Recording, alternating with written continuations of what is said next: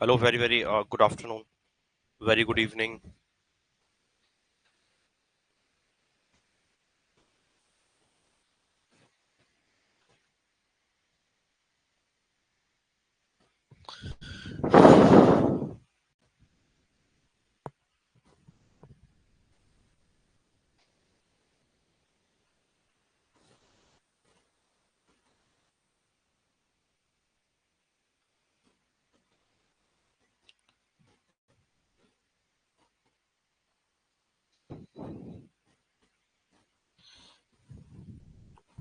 Very good evening.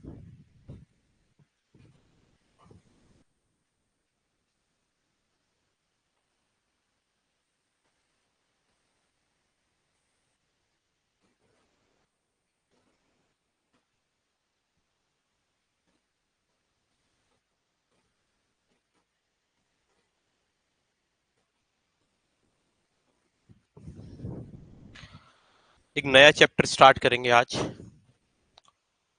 और बहुत important chapter है, बहुत कॉमन चैप्टर है। कॉमनली अपराध इससे होते भी हैं।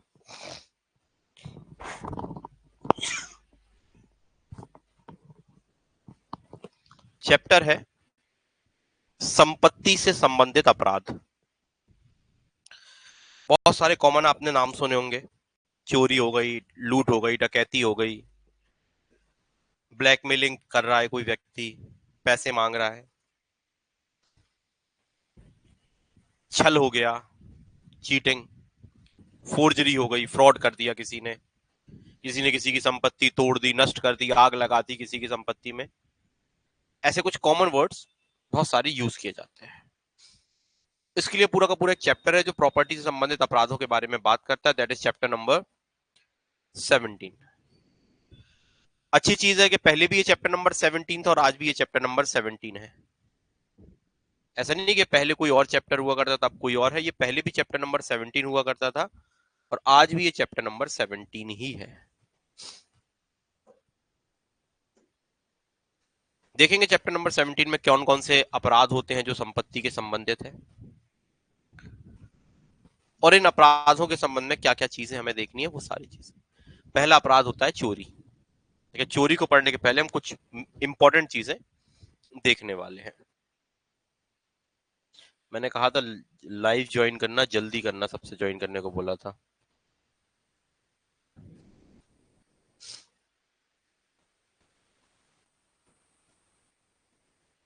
चलिए हम स्टार्ट करते हैं। अब जो धीरे धीरे आएंगे वो ज्वाइन करते जाएंगे, जिनका छूटेगा तो वो रिकॉर्डिंग देखेंगे। जर्नली अब इंपॉर्टेंट शब्द आता है प्रॉपर्टी।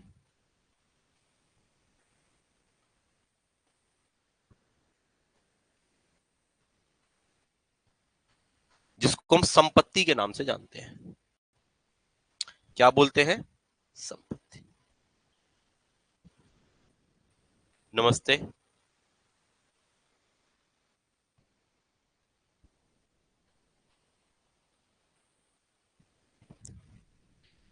प्रश्न है क्या संपत्ति को बीएनएस में डिफाइन किया गया है? तो बीएनएस में प्रॉपर्टी शब्द को डिफाइन नहीं किया है। यहां मूवेबल प्रॉपर्टी को डिफाइन किया था लेकिन प्रॉपर्टी को डिफाइन नहीं किया। और जब किसी चीज को डिफाइन नहीं किया जाता उसका मतलब है सीधा सीधा कि हमें उसे एक रेगुलर या जर्नल सेंस में उसे लेना, एक सामान्य प्रकार से। तो मैं प्रॉपर्टी का मतलब आप बोल सकते हो कोई ऐसी चीज, कोई भी ऐसी चीज, कोई ऐसी थिंग, चीज जिसका कोई ना कोई ओनर हो या और जो चीज किसी की पोजीशन में हो। Simple word. जरूरी नहीं है कि हर संपत्ति का कोई मालिक हो, बिल्कुल जरूरी नहीं है। क्या हर संपत्ति का कोई मालिक है? नहीं। रोड पे कोई चीज गिरी पड़ी है, कहीं पे कुछ डली है, क्या उसका कोई मालिक है? नहीं है। कभी कभी कोई का मालिक, कोई कोई ऐसी प्रॉपर्टी होता है जो किसी के मालिक होता है, या कोई ऐसी संपत्ति होती है जो किसी की पोजीशन में होती है। तो कोई भी चीज जो किसी के, जिसका कोई मालिक है या जो किसी की पोजीशन में है, वो for the point of view, law के पॉइंट ऑफ व्यू से, अगर हम उसे जर्नल या जर्नल सेंस में भी देखें तो वो प्रॉपर्टी है। क्लियर हुआ यहां तक? अब अलग अलग प्रॉपर्टियों में अलग अलग चीजें हमें देखनी पड़ती है, वो हम बात करेंगे अभी। अलग अलग प्रॉपर्टी। अब प्रॉपर्टी को हम रेफर कर सकते हैं बहुत सारे टाइप। प्रॉपर्टी मूवेबल भी हो सकती है, चल। मूवेबल मतलब चल संपत्ति। आपके ये मेरी चल संपत्ति जो एक जगह स्थिर नहीं है, वो चल संपत्ति। संपत्तियां चलती भी है बिल्कुल। ये पेन एक जगह से दूसरी जगह चल रहा है, that is a movable property. ये मोबाइल आपकी जेब में डला है, वो मूवेबल प्रॉपर्टी है। आप बैग लिए हो, वो मूवेबल प्रॉपर्टी है। ये सब मूव है, जो एक जगह से दूसरी जगह, मोटरसाइकिल हो गई, कार हो गई, सब मूवेबल प्रॉपर्टी, क्योंकि एक जगह से दूसरी जगह मूव करती है। तो जो प्रॉपर्टी एक जगह से दूसरी जगह मूव कर रही है, that is a movable property. और कुछ ऐसी संपत्तियां होती है जो इमूवेबल प्रॉपर्टी होती हैं, इमूवेबल।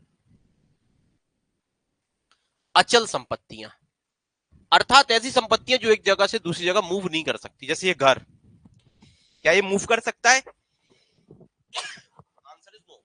ये घर एक जगह से दूसरी जगह मूव नहीं कर सकता, सॉरी। या कोई भी चीज जो जमीन से जकड़ी हुई है, मान के चलते पेड़, क्या मूव करता है? एक जगह स्थिर रहता है।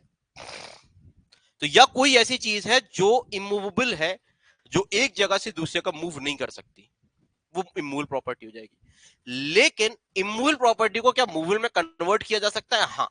और इमूवेबल प्रॉपर्टी की क्या चोरी हो सकती है? मूवेबल प्रॉपर्टी बना के, बिल्कुल। एक पेड़ लगा हुआ है, जब तक पेड़ वो लगा हुआ है, जड़ के साथ खड़ा हुआ है, जब तक चोरी नहीं हो सकती। जैसे आप उस पेड़ को काटोगे तो काटे पेड़ की चोरी आप कर सकते हो। एक दरवाजे हैं जो गेट घर पे लगे हुए हैं, क्योंकि दरवाजे में जो जो गेट है वो कहीं ना कहीं फंसा हुआ है दीवार में, तो जब तक वो फंसा हुआ है तब तक चोरी नहीं हो सकती। लेकिन जैसे आप उसकी जकड़न बाहर कर देते हो, वो किसी बोल्ट से कसा हुआ है, किसी जगह धंसा हुआ है, कुछ भी है, जैसे आप उसे अलग करते हो, आप हो सकते हो। तो इमूवेबल प्रॉपर्टी को मूवेबल बनाया जा सकता है, वो बात बाद में बात करेंगे। तो मूवेबल या इमूवेबल हो सकती है प्रॉपर्टी, दो तो ये है। इसके बाद आप बोलोगे प्रॉपर्टी कैसी हो सकती है? प्रॉपर्टी हो सकती है टेंजिबल या इनटेंजिबल। टेंजिबल को बोलते हैं मूर्त संपत्तियां, मूर्त। और दूसरी होती है इनटेंजिबल। अभी मैं केवल संपत्तियां बता रहा हूं, इसको अमूर्त बोलते हैं। संपत्तियां मूर्त और अमूर्त दोनों हो सकती हैं। मींस मूर्त संपत्तियां क्या होती हैं? ऐसी संपत्तियां जिनका भौतिक, फिजिकल एग्जिस्टेंस होता है, जिनको देख सकते हैं, छू सकते हैं, महसूस कर सकते हैं, वो भी प्रॉपर्टियां होती है। For example, this is my bottle, it is a tangible property. You can touch this, you can feel this. आपके जो सेंसेस होते हैं, आप उससे देख सकते हो, छू सकते हो, महसूस कर सकते हो। ये पेन है, कैसी प्रॉपर्टी है? ये टेंजिबल प्रॉपर्टी है, मूर्त संपत्ति है। इसे देख सकते हो, छू सकते हो, महसूस कर सकते हो। इसका काला कलर है, इसका शेप दिख रहा है, ये कैसा है, ये हमें दिख रहा है, हम इसको महसूस कर रहे हैं। One property is intangible property. वो प्रॉपर्टी तो रहती है, लेकिन उसे देख, छू या महसूस नहीं कर सकते। जैसे किसी का अधिकार। अब अधिकार कौन सा? जैसे कॉपीराइट, अपन बोलते हैं ना, उसने कॉपीराइट का मामला आ गया। क्या वो दिखता है कोई अधिकार? एक गाना है, उन्होंने बोला ना कॉपीराइट स्ट्राइक आ गई। जैसे कभी आप दूसरे का गाना वगैरह यूज कर लो, तो आपने बहुत सुना होगा, कॉपीराइट हो गई। पेटेंट, पेटेंट जैसे अपन अपनी किसी चीज को पेटेंट करा लेते हैं कि भाई हमने बोला, हमने ये पेटेंट हमारे नाम से पेटेंट हो गया, ये ट्रेडमार्क, ये हमारे नाम से है ट्रेडमार्क। जैसे नाइक का ये शाइन, तो ये चीजें दिखता नहीं है, ये कोई दिख नहीं रहा है, लेकिन ये हमारा अधिकार है, जो एक संपत्ति है, और इसकी वैल्यू भी बहुत होती है। भाई मैंने कोई चीज को पेटेंट करा ली, उसकी वैल्यू बहुत ज्यादा बढ़ गई है। मैंने कोई चीज को कॉपीराइट करा लिया, मैं कह रहा हूँ कि भाई मैं इसको 1 लाख रुपए में बेचूंगा। आप कह रहे भाई ये दिखता तो है नहीं, भाई दिखता नहीं है, लेकिन वो प्रॉपर्टी है मेरी। तो उसको बोलते हैं intangible property. Tangible plus intangible, दो प्रकार के। इसके बाद आप प्रॉपर्टी को इस प्रकार से पब्लिक और प्राइवेट के रूप में भी देख सकते हो। प्रॉपर्टी पब्लिक भी हो सकती है, प्रॉपर्टी प्राइवेट भी हो सकती है। अब हर अपराध के लिए अलग अलग चीजें हो सकती है। लोक संपत्ति भी हो सकती है, निजी संपत्ति भी हो सकती है। ज्यादातर जो ऑफेंसेस में प्रॉपर्टी यूज की गई है बीएनएस में, वो इस वाली प्रॉपर्टीज को यूज किया गया, मूवेबल इमूवेबल। हाँ, कहीं कहीं टेंजिबल इंटेंजिबल भी आ सकती है, और कहीं कहीं पब्लिक प्रॉपर्टी, और आपने देखा होगा public property public place, private property private place, ऐसी चीजें भी यूज की गई हैं। अब जैसे अभी कुछ आप पढ़ोगे जो अपराध होते हैं, जैसे फॉर एग्जाम्पल अपराध है क्रिमिनल ट्रेसपास, आपराधिक अतिचार, गृह भेदन, इनमें ये वाली प्रॉपर्टीज आ जाती हैं। जनरली चीटिंग वगैरह करनी है तो चीटिंग में ये प्रॉपर्टी भी आ सकती है। और जर्नल सेंस में मैं बोल रहा हूं कि हमेशा जर्नल सेंस में अगर हम यूज करें तो ये वाली प्रॉपर्टी ज्यादातर यूज की गई है लॉ में। इमूवेबल और मूवेबल ये ज्यादातर यूज की जाती है। अब दो चीजें, अब सबसे पहले हम आते हैं थेफ्ट को देखते हैं। थेफ्ट मतलब होता है चोरी। कहां डिफाइन है? 303 में। चोरी कहां परिभाषित है? 303 में। चोरी जो हो रही है ये दो पार्ट में। चोरी में भी देखो हर अपराध में दो चीजें चाहिए पड़ती हैं, बहुत अच्छे से समझिएगा। एक चाहिए पड़ता है मेंसरिया और दूसरा चाहिए पड़ता है एक्टस रियस। मेंसरी और एक्टस रियस एक दोषपूर्ण कार्य, एक दोषपूर्ण कृत्य, और दोनों मिलकर ही अपराध को बनाते हैं। तो क्या चोरी में भी ये होगा? बिल्कुल होगा। मेंसरिया यहां पे आपका जो डिसऑनेस्ट इंटेंशन होता है, डिसऑनेस्ट इंटेंशन, ये आपका मेंसरिया है। डिसऑनेस्ट इंटेंशन मतलब बेईमानी का आशय। बोलता है उस व्यक्ति का बेईमानी का आशय था। जो बेईमानी का आशय है आपका, क्या है आपका आशय? Dishonest intention. यही डिसऑनेस्ट इंटेंशन आपका मेंसरिया शो करता है। और इसको अब केवल डिसऑनेस्ट इंटेंशन है, मुझे लग रहा है कि यार इसके पास बताओ कितना पैसा है। मैंने देखा यार बताओ इतना पैसा है यार, मेरे पास तो है ही नहीं, अगर मेरे पास होता काश ये पैसा मेरे पास आ जाए। That is my dishonest intention. लेकिन ये डिसऑनेस्ट इंटेंशन की वजह से मेरा कोई अपराध नहीं बन जाएगा, क्योंकि केवल मन ही किसी व्यक्ति को अपराधी नहीं बनाता जब तक वो कोई आपराधिक रूप में कार्य ना करे। अब मैंने कहा कि यार इसका पैसा तो मुझे चाहिए, अब भाई कैसे, वो मुझे देगा तो नहीं। अभी चोरी की बात करूं, देने के तरीके बहुत सारे हैं। मैं गया, मैंने उसके प्रॉपर्टी को मूव करा दिया। क्या किया मैंने? वर्ड यूज कर रहा हूं, मूव कराया, वहां से हटा दिया। ये मूव कराना मेरा एक्ट है और यही एक्टस रियस, ये मेरा एक्ट है। इस संपत्ति को मैं गया, मैंने कहा अच्छा सुनार के पास इतना पैसा, मैंने उसकी ज्वेलरी उठाई और एक जगह से दूसरी जगह ले गया। अब कहां तक ले गया, कितने दूर ले गया, ये दूसरा प्रश्न है। जैसे मैंने उस प्रॉपर्टी को मूव कराया विद अ डिसऑनेस्ट इंटेंशन। अब देखो मूव कराने के बहुत सारे रीजन हो सकते हैं। फॉर एग्जाम्पल ये बॉटल रखी हुई है यहाँ पे, भावना सोचिए कि यार ये बॉटल किसी को पता ही नहीं है, ये जिसकी बॉटल है वो ले ही नहीं रहा, मैं ये अपने बैग में डाल के चुपचाप से ले जाए। अब देखो ले गई, लेकिन ले जाना ये मूव करा दिया इन्होंने। लेकिन ये ले क्यों गई? इन्होंने सोचना ये बॉटल शोभनी दीदी की है, मैं उनको दे दूंगी, एग्जाम्पल के तौर पे। तो इनका इंटेंशन डिसऑनेस्ट था, इनका इंटेंशन डिसऑनेस्ट नहीं था, ये चोरी नहीं है। लेकिन इन्होंने कहा कि यार पता किसी को पता ही नहीं चलेगा, मैं जाके बेच दूंगी, 20-50-100 रुपए मिल जाएंगे तो मेरा भाई आज का खर्चा चल जाएगा। ये जो डिसऑनेस्ट इंटेंशन आया दैट इज अ थेफ्ट। ये अगर दोनों चीजें कंबाइंड हो जाती हैं तभी थेफ्ट बनता है।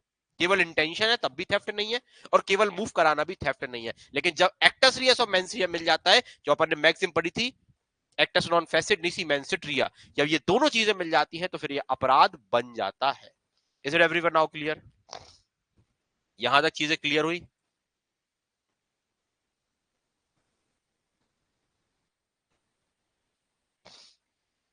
चलिए यहां तक आई थिंक चीजें आप लोगों को क्लियर हुई होंगी, बेसिक चीजें। एक एक पॉइंट उठा रहे हैं हम। दूसरा पॉइंट, इसके बाद हम बात करें जो प्रॉपर्टी होती है, प्रॉपर्टी, जो प्रॉपर्टी के ऑफेंसेस होते हैं, बहुत सारे ऑफेंसेस है प्रॉपर्टी के यहां पे बताए गए हैं। अब हम ऑलरेडी क्योंकि डेफिनेशन पढ़ चुके हैं तो मैं आपको बहुत डिटेलिंग में नहीं बताऊंगा, जो हम पढ़ चुके हैं। जनरली दो चीजें होती थी वहां पर, हमने दो डेफिनेशन पढ़ी थी। एक हमने डेफिनेशन पढ़ी थी डिसऑनेस्ट की, डिसऑनेस्ट की हम पढ़ चुके हैं इसलिए मैं डिटेलिंग में नहीं जा रहा हूं। नहीं समझ में आया तो बता दीजिएगा, पुराने रिकॉर्डिंग सब डली हुई है। डिसऑनेस्ट का मतलब होता है बेईमानी। बेईमानी का मतलब एक व्यक्ति को सदोष हानि, दूसरी व्यक्ति को सदोष लाभ। तुम्हें कोई हानि हो जाए, मुझे लाभ हो जाए, जिस हानि को सहने के लिए तुम अधिकारी नहीं थे वो तुम्हें हानि हो जाए, जो मैं लाभ लेने के लिए अधिकार नहीं था मुझे, मैं वो लाभ ले लूं, ये हो गया डिसऑनेस्ट। एग्जाम्पल के तौर पे मेरी कोई बॉटल लेके चला जाए, for example this my bottle, कोई लेके चला जाए, तो बॉटल ले जाने से मुझे हानि हुई? हुई। यार मेरी बॉटल थी, मेरी हानि हुई, मैं पानी नहीं पी पा रहा, ये हानि है मेरी, मेरी उस संपत्ति की कीमत थी, मुझे हानि हुई। तो जो व्यक्ति ले गया, क्या वो उसको ले जाने के लिए उसके पास अधिकार था? क्या उससे बेनिफिट वो लेने का अधिकार था? नहीं था, लेकिन वो ले गया, तो उसे जो हानि, लाभ हुआ वो सदोष लाभ है, गलत प्रकार का लाभ। और जो मुझे हानि हुई, क्या मैं हानि सहने के लिए, जो मैंने पैसे दिए थे तो क्या मेरी बोतल जानी चाहिए थी? नहीं जानी चाहिए थी। तो जो मुझे हानि हुई दैट इज अ सदोष हानि। एक व्यक्ति को सदोष हानि हुई, किसको हानि हुई? जिसकी वो प्रॉपर्टी थी। और जो ले गया उसको सदोष लाभ हुआ, जिसकी वो प्रॉपर्टी नहीं थी या जिसका उस पर अधिकार नहीं था। तो ये हो गया डिसऑनेस्ट। तो कुछ अपराध होते हैं जो डिसऑनेस्टली किए जाते हैं, और ज्यादातर अपराध जो प्रॉपर्टी के होते हैं वो डिसऑनेस्टली ही किए जाते हैं। जैसे मैं बात करूं, चोरी कैसी इंटेंशन होता है? डिसऑनेस्ट। एक्सटॉर्शन, उद्यापन जिसको बोलते हैं, ठीक है, हम ब्लैकमेलिंग भी कह सकते हैं अपनी भाषा में, लेकिन लॉ के वर्ड में उद्यापन बोलते हैं हिंदी में, और इंग्लिश में बोलते हैं एक्सटॉर्शन। इसके बाद क्रिमिनल ब्रीच ऑफ ट्रस्ट, जिसको बोलते हैं संपत्ति का आपराधिक न्यास भंग। क्या बोलते हैं? संपत्ति का आपराधिक न्यास भंग। ये इसके बाद क्रिमिनल मिसएप्रोप्रिएशन ऑफ प्रॉपर्टी, संपत्ति का आपराधिक दुर्विनियोग। ये सब अभी पढ़ना है, आप बेरक में देखोगे सब कुछ मिल जाएगा। चोरी, उद्यापन, क्रिमिनल ब्रीच ऑफ ट्रस्ट, संपत्ति का आपराधिक न्यास भंग, क्रिमिनल मिसएप्रोप्रिएशन ऑफ प्रॉपर्टी, संपत्ति का आपराधिक दुर्विनियोग, ठीक है। इसके साथ साथ डकैती, डकैती, डकैती, ठीक है। इसके साथ साथ रॉबरी, लूट,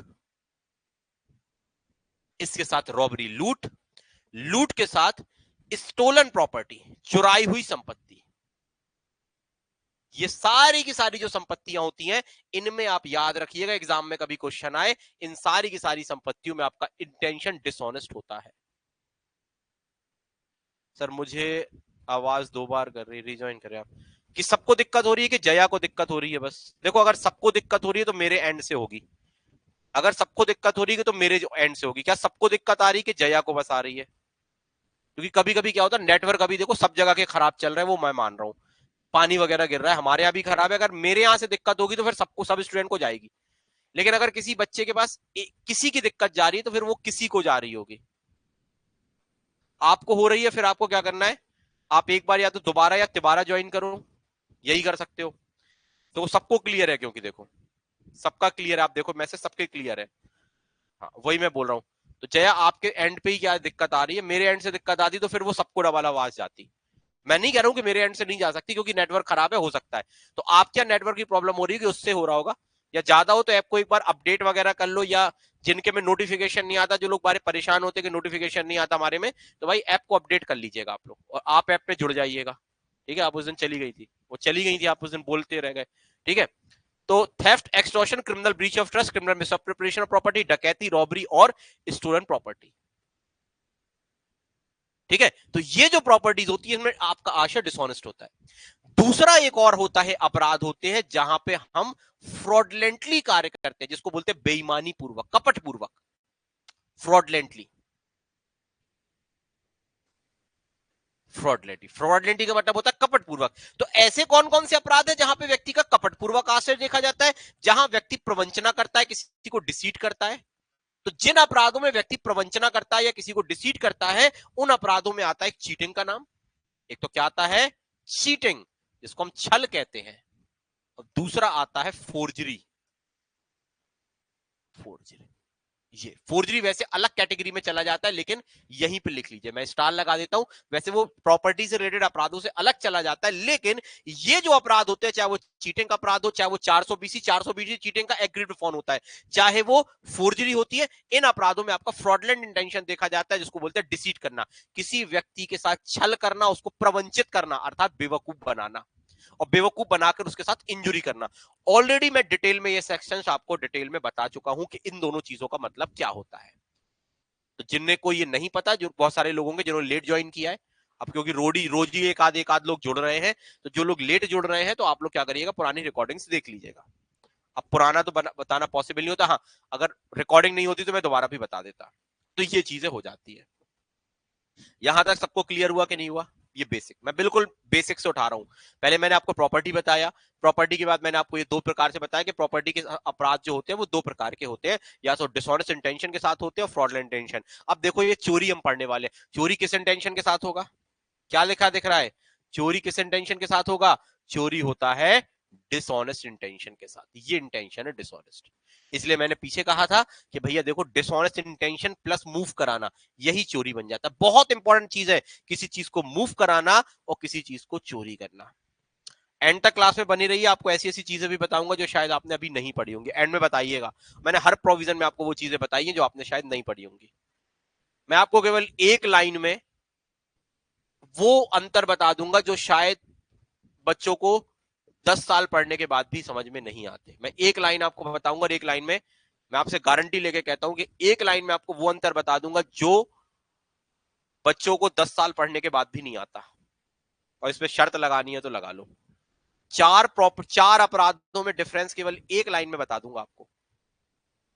theft, extortion, criminal misappropriation of property और क्रिमिनल ब्रीच ऑफ ट्रस्ट। और जब मैंने थेफ्ट और एक्सटॉर्शन का नाम लिया है तो वहां से आपकी रॉबरी भी कवर हो जाती है और डकैती भी कवर होती है। केवल एक लाइन में अंतर है इनमें और अपन उनको उस अंतर को समझ ही नहीं पाते। मैं आपको एक लाइन में अंतर बताऊंगा, थोड़ा सा भी आगे जब करूंगा तो आपको एक लाइन में अंतर बताऊंगा कि इनमें अंतर क्या। और जब, क्योंकि अभी आपने एक्सटॉर्शन नहीं पढ़ा, आपने अभी क्रिमिनल मिसएप्रोप्रिएशन ऑफ प्रॉपर्टी नहीं पढ़ा, आपने अभी क्रिमिनल ब्रीच ऑफ ट्रस्ट नहीं पढ़ा, तो हो सकता है आपको समझ में अभी ना आए।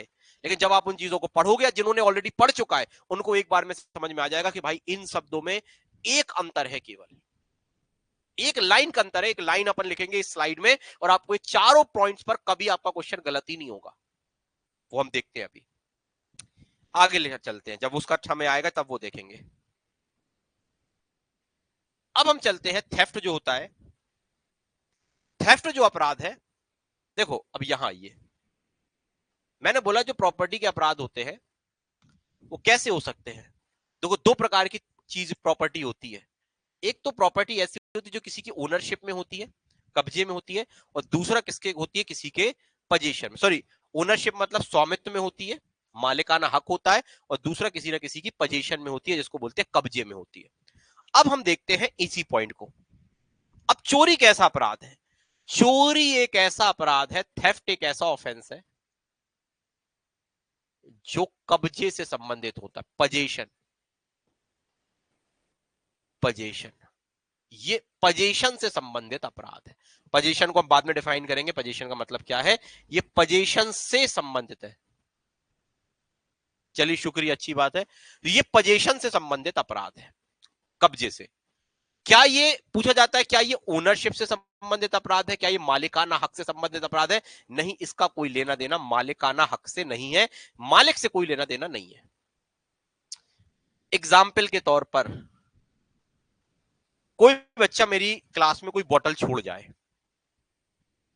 बोतल किसकी है? फॉर एग्जाम्पल किसी बच्चे की होगी, लेकिन वो मेरी क्लास में छोड़ गया, मतलब अभी पोजीशन किसकी है उसमें? मेरी। अब मेरे पास से कोई उसको बिना पूछे ले जाए, क्या ये चोरी होगी? बिल्कुल। उस व्यक्ति की पोजीशन नहीं है, मैं ओनरशिप का अपराध ही नहीं मान रहा हूं, ओनरशिप से संबंधित इसका कोई लेना ही देना नहीं है। मैंने अपना मोबाइल आपको दिया, साहिल को, कि साहिल इस मोबाइल को 2 दिन यूज करके दे देना, और साहिल से कोई व्यक्ति मोबाइल को ले जाए। सामने वाला कह रहा भाई साहिल का मोबाइल चुरा लिया। अब साहिल कह रहा भाई उसने सर मेरा मोबाइल चुरा लिया। तो मैंने कहा उससे बात करो, एफआईआर कर दो। तो सामने वाला कह रहा है भाई तुम्हारा मोबाइल थोड़ी ना था, हमारा मोबाइल तो सर का था, मुझे पता है तुमने सर से लिया था। भाई सर अगर कंप्लेन करेंगे तो करेंगे, तुम कौन होते हो कंप्लेन करने वाले? नहीं, तुम ही होते हो, क्योंकि तुम्हारी पोजीशन से गया। चोरी के मामलों में संपत्ति का मालिक कौन है इससे कोई लेना देना नहीं होता है। चोरी के मामलों में जिस चीज से हमारा लेना देना है वो क्या है? वो संपत्ति का है पोजीशन। क्रिमिनल जुरिस्प्रूडेंस का जो नियम है, क्रिमिनल जुरिस्प्रूडेंस, आपराधिक विधि शास्त्र,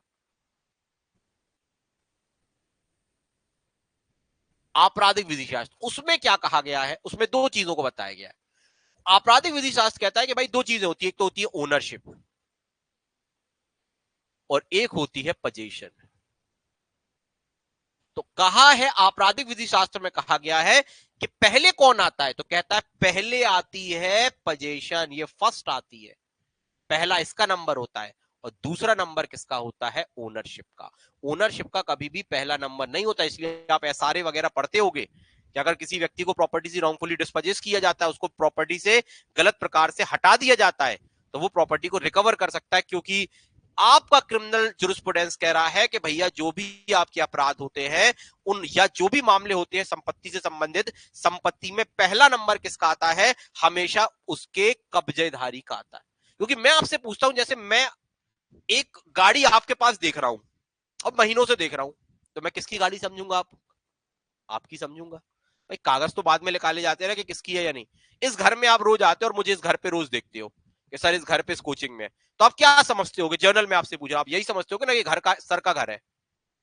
अब है या नहीं वो बाद में बात है। तो प्राइमा फेसिया क्या समझा जाता है? जिस व्यक्ति के पास जिस चीज की पोजीशन होती है वो उसके पास। फॉर एग्जांपल मेरे पास ये मोबाइल है, ये this is my mobile, example के तौर पे आप क्या समझ रहे हो कि ये मोबाइल सर का होगा? पोजीशन देख के क्या आप मुझसे ये बोलोगे कि सर वो आपके कागज देखेंगे तभी हम बता पाएंगे आपका है? नहीं, पोजीशन का नंबर पहले होता है और पोजीशन के बाद आपकी आती है ओनरशिप। और इंडियन एविडेंस एक्ट की सेक्शन भी थी, आई थिंक सेक्शन नंबर 110 थी, कौन सी थी? हाँ, इंडियन एविडेंस एक्ट की, कि 10 में से 9 नंबर किसके होते हैं? कब्जे के होते हैं। लॉ कह रहा है भैया इंडियन एविडेंस एक्ट में, इंडियन एविडेंस एक्ट कह रहा है कि अगर कब्जे की बात आएगी, कब्जे की बात, तो 10 में से 9 नंबर किसके हैं? कब्जे के हैं। 10 में से 9 नंबर विधि कब्जे को दे रही है। और मोस्टली जो ऑफेंसेस होते हैं प्रॉपर्टी वाले, जो हम प्रॉपर्टी के अपराध पढ़ेंगे, ज्यादातर प्रॉपर्टी के ऑफेंसेस होते हैं मोस्टली प्रॉपर्टी ऑफेंसेस, ये सब कब्जे से संबंधित होते हैं, पोजीशन से। ओनरशिप से कम संबंधित बहुत कम अपराध होते हैं, ज्यादातर अपराध कब्जे से संबंधित होते हैं। इसीलिए कब्जे का इतना ज्यादा महत्व है। ज्यादातर अपराध कब्जे से संबंधित है, इसलिए कब्जे को हम क्या कर रहे हैं? बहुत ज्यादा महत्व देते हैं। आप चाहे इंडियन एविडेंस एक्ट पढ़ लीजिए, चाहे बीएसए पढ़ लीजिएगा, किसका नंबर है ज्यादा? पोजीशन का। 10 में से कितने नंबर? 9 नंबर। जब पढ़ेंगे बताएंगे। 10 में से 9 नंबर। अब सेक्शन हम बाद में देख लेंगे, जो भी होगी सेक्शन 106 बता रहे हो, जो भी अब आप लिख देख लीजिएगा, मुझे याद नहीं है सेक्शन, और मुझे याद करके करना भी क्या है, एग्जाम तुम्हें देना है, तो हमें कॉन्सेप्ट पता है, हमें सेक्शंस का कोई मतलब नहीं। याद करी थी, अब क्या करें याद करके? दोबारा याद करने कौन करे याद? भाई एक समय जब हम एग्जाम देते थे हमने याद कर ली थी, बड़ी मुश्किल से याद हुई थी। अब काहे को याद करो, जितनी हो जाएंगी धीरे धीरे पढ़ाते पढ़ाते कर लेंगे। अब वो वाली कंडीशन नहीं है। 113 है सच, चलो 113 लिख लो, इसलिए तो मैं लिख नहीं रहा था, आप लोग वही लिख लो, 113 कर लो। 10 में से 9 नंबर किसके हैं? ये इंडियन एविडेंस एक्ट की या भारतीय साक्ष्य अधिनियम की धारा 113 आपसे कह रही है, और बिल्कुल सही कह रही है। अब जो पोजीशन होती है, पोजीशन वो हमेशा पहले आती है ओनरशिप के पहले। और अगर हम देखें तो पोजीशन दो प्रकार की होती है। कितने प्रकार की पोजीशन होती है? दो प्रकार की। एक पोजीशन होती है, पोजीशन ज्यादातर अपराध किससे होते हैं? पोजीशन से। अब पोजीशन भी दो प्रकार की होती है।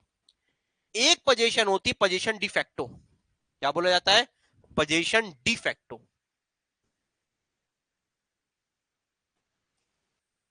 ये लैटिन वर्ड है। और दूसरी पोजीशन होती है position de jure. De jure, position de facto, position de jure. Position de facto क्या होती है? पोजीशन डिफेक्टो होती है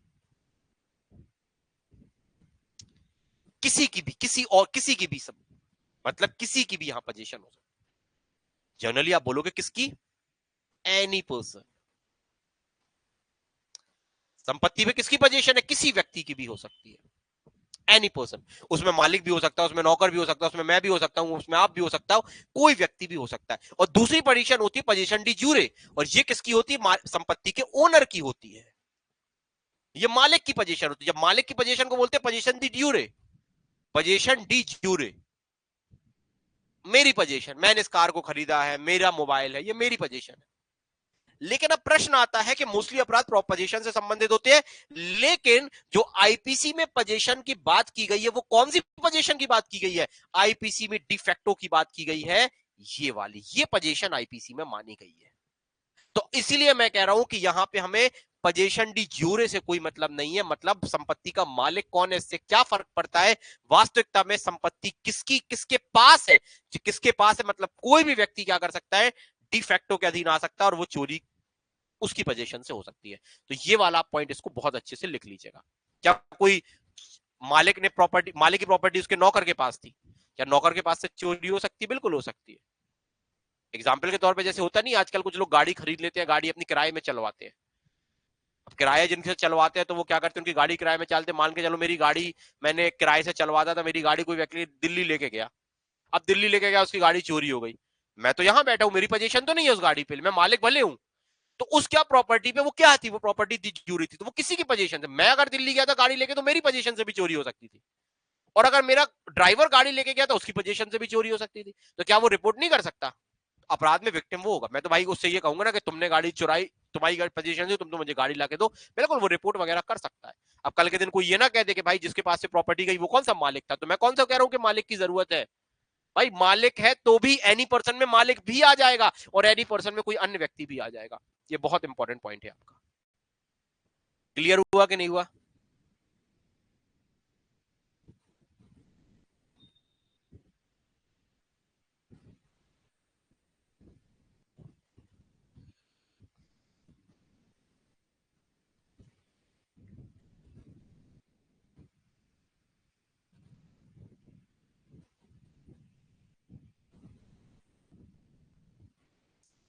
क्लियर यहां तक? बोलिए, एक एक पॉइंट बताते जाइए, फिर आगे बढ़ते हैं। अभी अब प्रॉपर्टी को छाती है, जैसे चोरी कब्जे के विरुद्ध अपराध है। किसके विरुद्ध अपराध है? ये बहुत अच्छे से समझ में आ गया कि चोरी का जो अपराध है वो कब्जे के विरुद्ध होता है। और कब्जा किसका हो सकता है? किसी का भी हो सकता है, मालिक का भी हो सकता है, मालिक के अलावा भी हो सकता है। अब प्रश्न आता है, क्या रेस नेलियस की चोरी हो सकती है? रेस नेलियस, ये सब लैटिन वर्ड है। दूसरा प्रश्न आता है, क्या क्या फेरी नेचर की चोरी हो सकती है?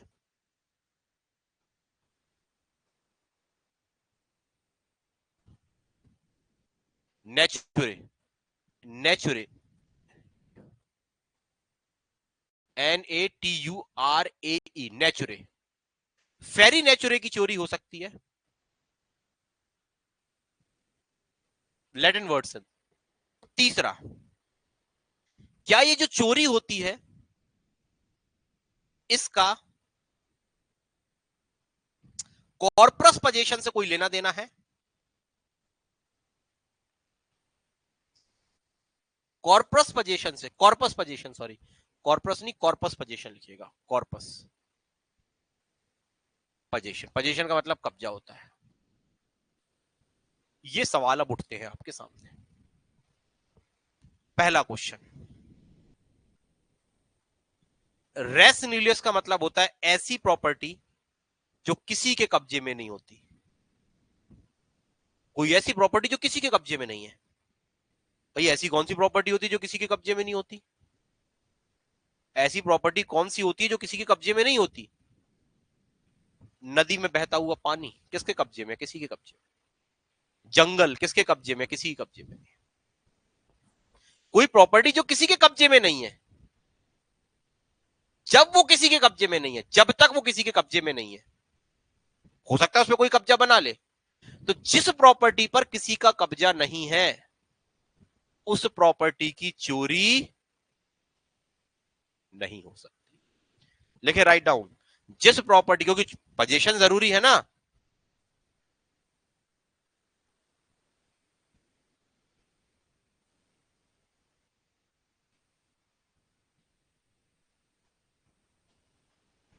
जिस प्रॉपर्टी पे किसी का कब्जा नहीं है उस प्रॉपर्टी की चोरी नहीं हो सकती, जो प्रॉपर्टी किसी की नहीं है।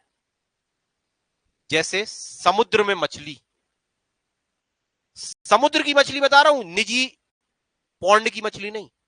एक होता है ना कि आप बोलोगे भैया एक समुद्र की मछली, क्या समुद्र की मछली कोई भी चुरा सकता है? बिल्कुल, कोई भी उठा ले समुद्र की मछली, क्या फर्क पड़ता है?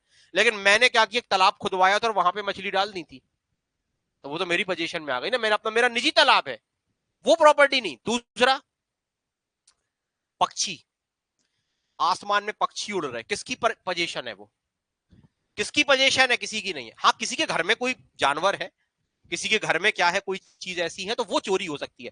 लेकिन मैं क्या कह रहा हूं, चाहे वो आसमान में उड़ते हुए जंगली पक्षी हो, चाहे समुद्र में या नदियों में मछली हो, या कोई ऐसी संपत्ति जिसको किसी ने त्याग कर दिया हो।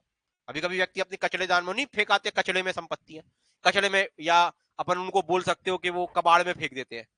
मेरे पास कुछ ऐसी मेरे घर में पुताई हुई, मैं बहुत सारी चीजें फेंक आया। अब फेंक आया, कुछ ने कहा अरे यार ये तो भैया अच्छी चीज है, और उसको ले गया वो और बेच दिया, रद्दी में बेच दिया, तो क्या उसकी चोरी हो सकती थी? That is not a subject matter of theft. ये थेफ्ट का सब्जेक्ट मैटर नहीं है।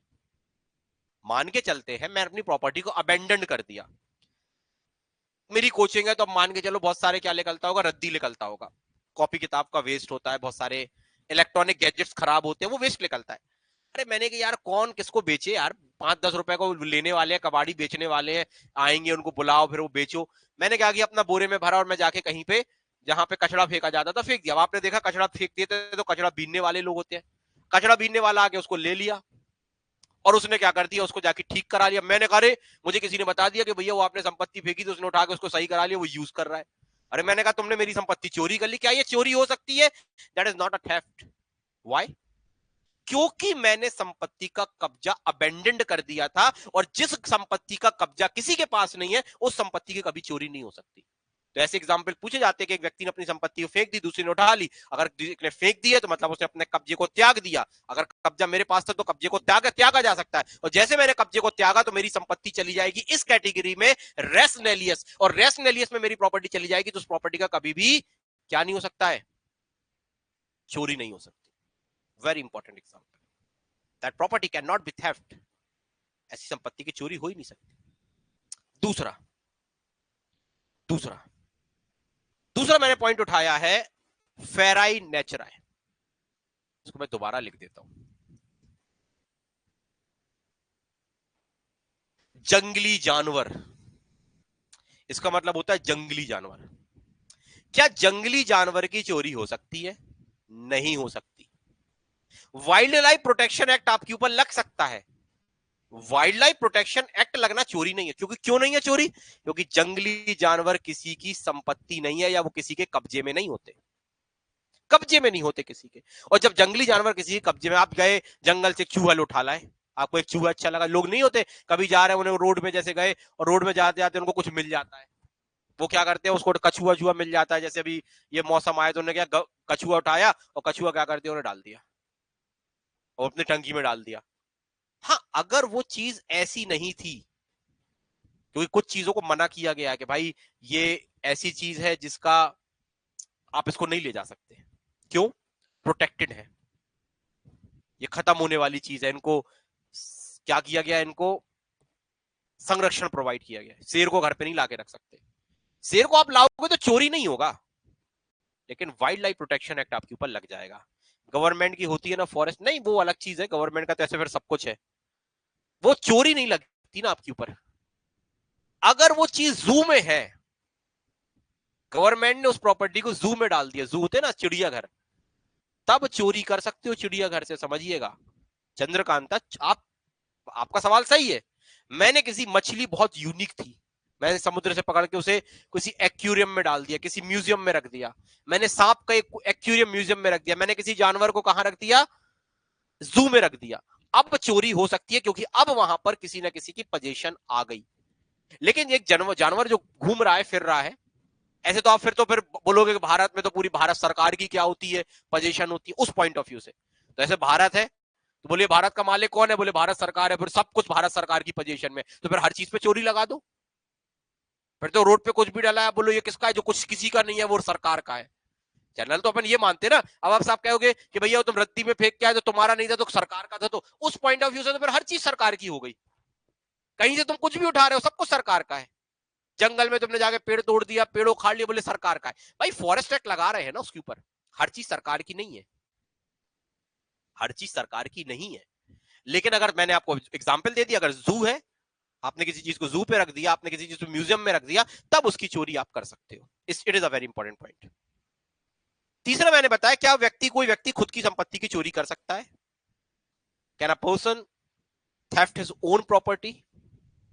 क्या कोई व्यक्ति खुद की संपत्ति की चोरी कर सकता है? प्रश्न है और बहुत वाजिब प्रश्न है।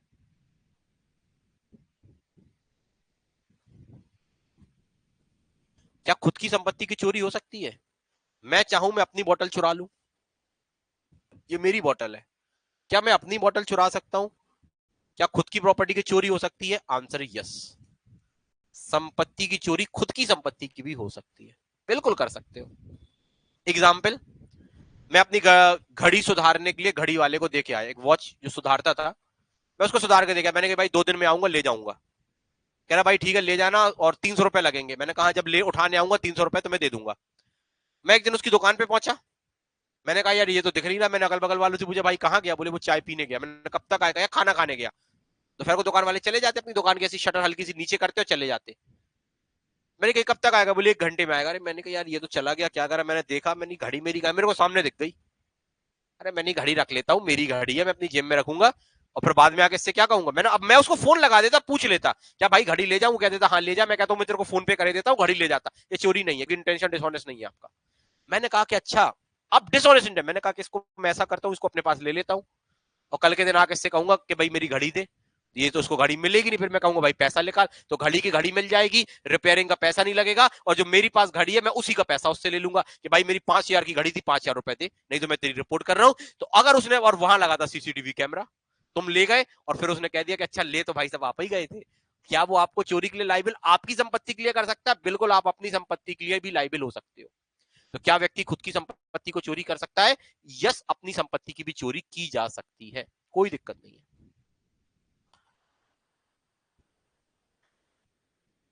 जो चीजें पड़ी मिलती हैं, लाइंग, कोई चीजें होती है जो पड़ी मिलती हैं, थिंग्स लाइंग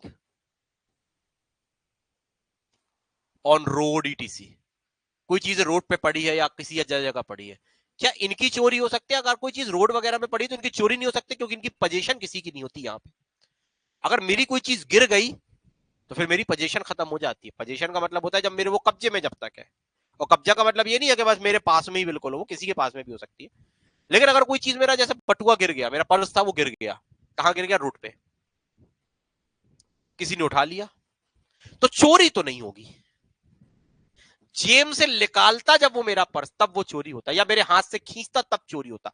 मैं ये नहीं कहता हूं कि उसको मेरा पर्स मिल गया, उसने उठा के डला पड़ा मिल गया, उसने उठा लिया, उसने कोई अच्छा काम किया, कोई अपराध नहीं, अपराध हो गया लेकिन चोरी का अपराध नहीं है। That is not an offence of theft, ये थेफ्ट का ऑफेंस तो नहीं है। कोई और होगा, वो हम बाद में पढ़ेंगे, जब हम पढ़ेंगे क्या का ऑफेंस होगा, लेकिन वो चोरी का अपराध तो नहीं है।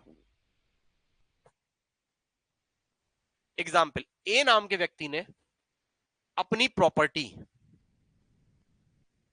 अपनी वाइफ को दी। उसने, मान के चलते हैं, एक सोने की चेन दी कि तुम इसको अपने पास रखना, और 1,00,000 रुपए उसने दिए।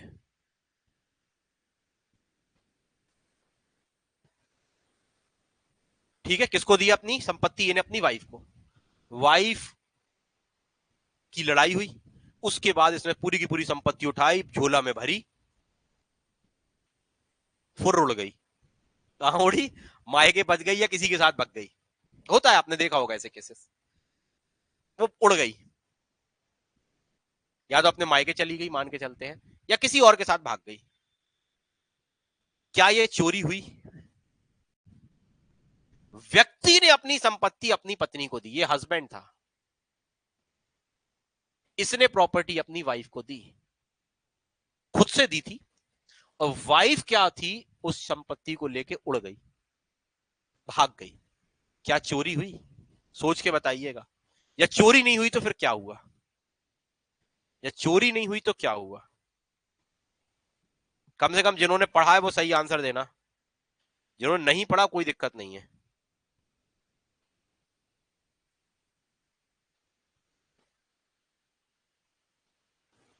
कम से कम जिन्होंने पढ़ा है वो सही आंसर करिएगा। कुछ लोग कह रहे हैं चोरी नहीं है, आमरीन कह रही है, कुलसुम कह रही है, सबको ही बताइए। ममता भी कह रही है चोरी नहीं है। और बताइए क्या बता रहे हो, सब अपना अपना बताओ। आपराधिक न्याज भंग है, चलो। रश्मि कह रही है आपराधिक न्याज भंग है। और बताओ, बताते जाओ, जल्दी जल्दी बताते जाओ। सबकी बातें सुन ले फिर हम बताएंगे आंसर। और बताइए, सबका आंसर चाहिए मुझे।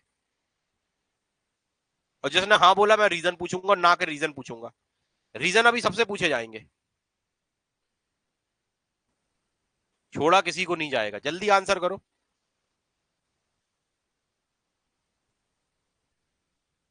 तो जब किसी को छोड़ा नहीं जाएगा तो आंसर सबको देने हैं।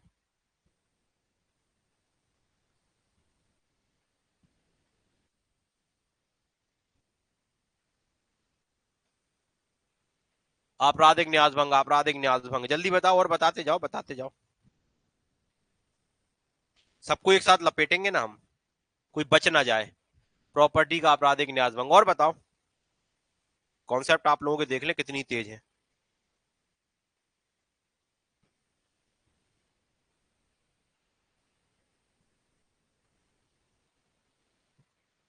सबके मिस अप्रोप्रिएशन हो जाएगा। और बताओ, अभी जो छुपे लोग हैं, कुछ अभी आंसर नहीं दे रहे कि हम गलत ना साबित हो जाए। पहले सब आंसर देंगे फिर हम आगे बढ़ेंगे। दो जल्दी आंसर दो, सबका नाम पता है, फिर नाम लेना चालू करें। सामूहिक बेइज्जती कराएंगे कि अलग अलग करोगे? थेफ्ट हो सकता है, हो सकता है, ये कौन सी बात हो गई? थेफ्ट होगा सर, हो सकता है, ये तो खतरनाक सवाल था। तुम तो बिल्कुल सेफ लाइन में खेल रहे हो सर, ऐसा भी हो सकता है और वैसा भी हो सकता है या नहीं है, प्रश्न इतना है। नहीं है, क्या है पता ही नहीं अभी। चलो, तुम्हारी तो अभी कच्ची लोई है। उसके संपत्ति उसके कब्जे में, उसने विश्वास तोड़ा है।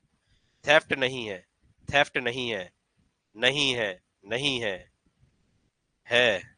अच्छा, जो लोग अभी अलग आंसर दे रहे हैं, महक और चित्रंगदा, पहले ये लोग आंसर दे दे सबसे पहले, क्योंकि सबको एक एक करके लपेटेंगे ना। पहले आंसर आएगा महक का और चित्रंगदा। उसके बाद हम पकड़ेंगे रूपेश को, जो कह रहे थे हो सकता है, हो सकते वाले को बाद में। चित्रंगदा,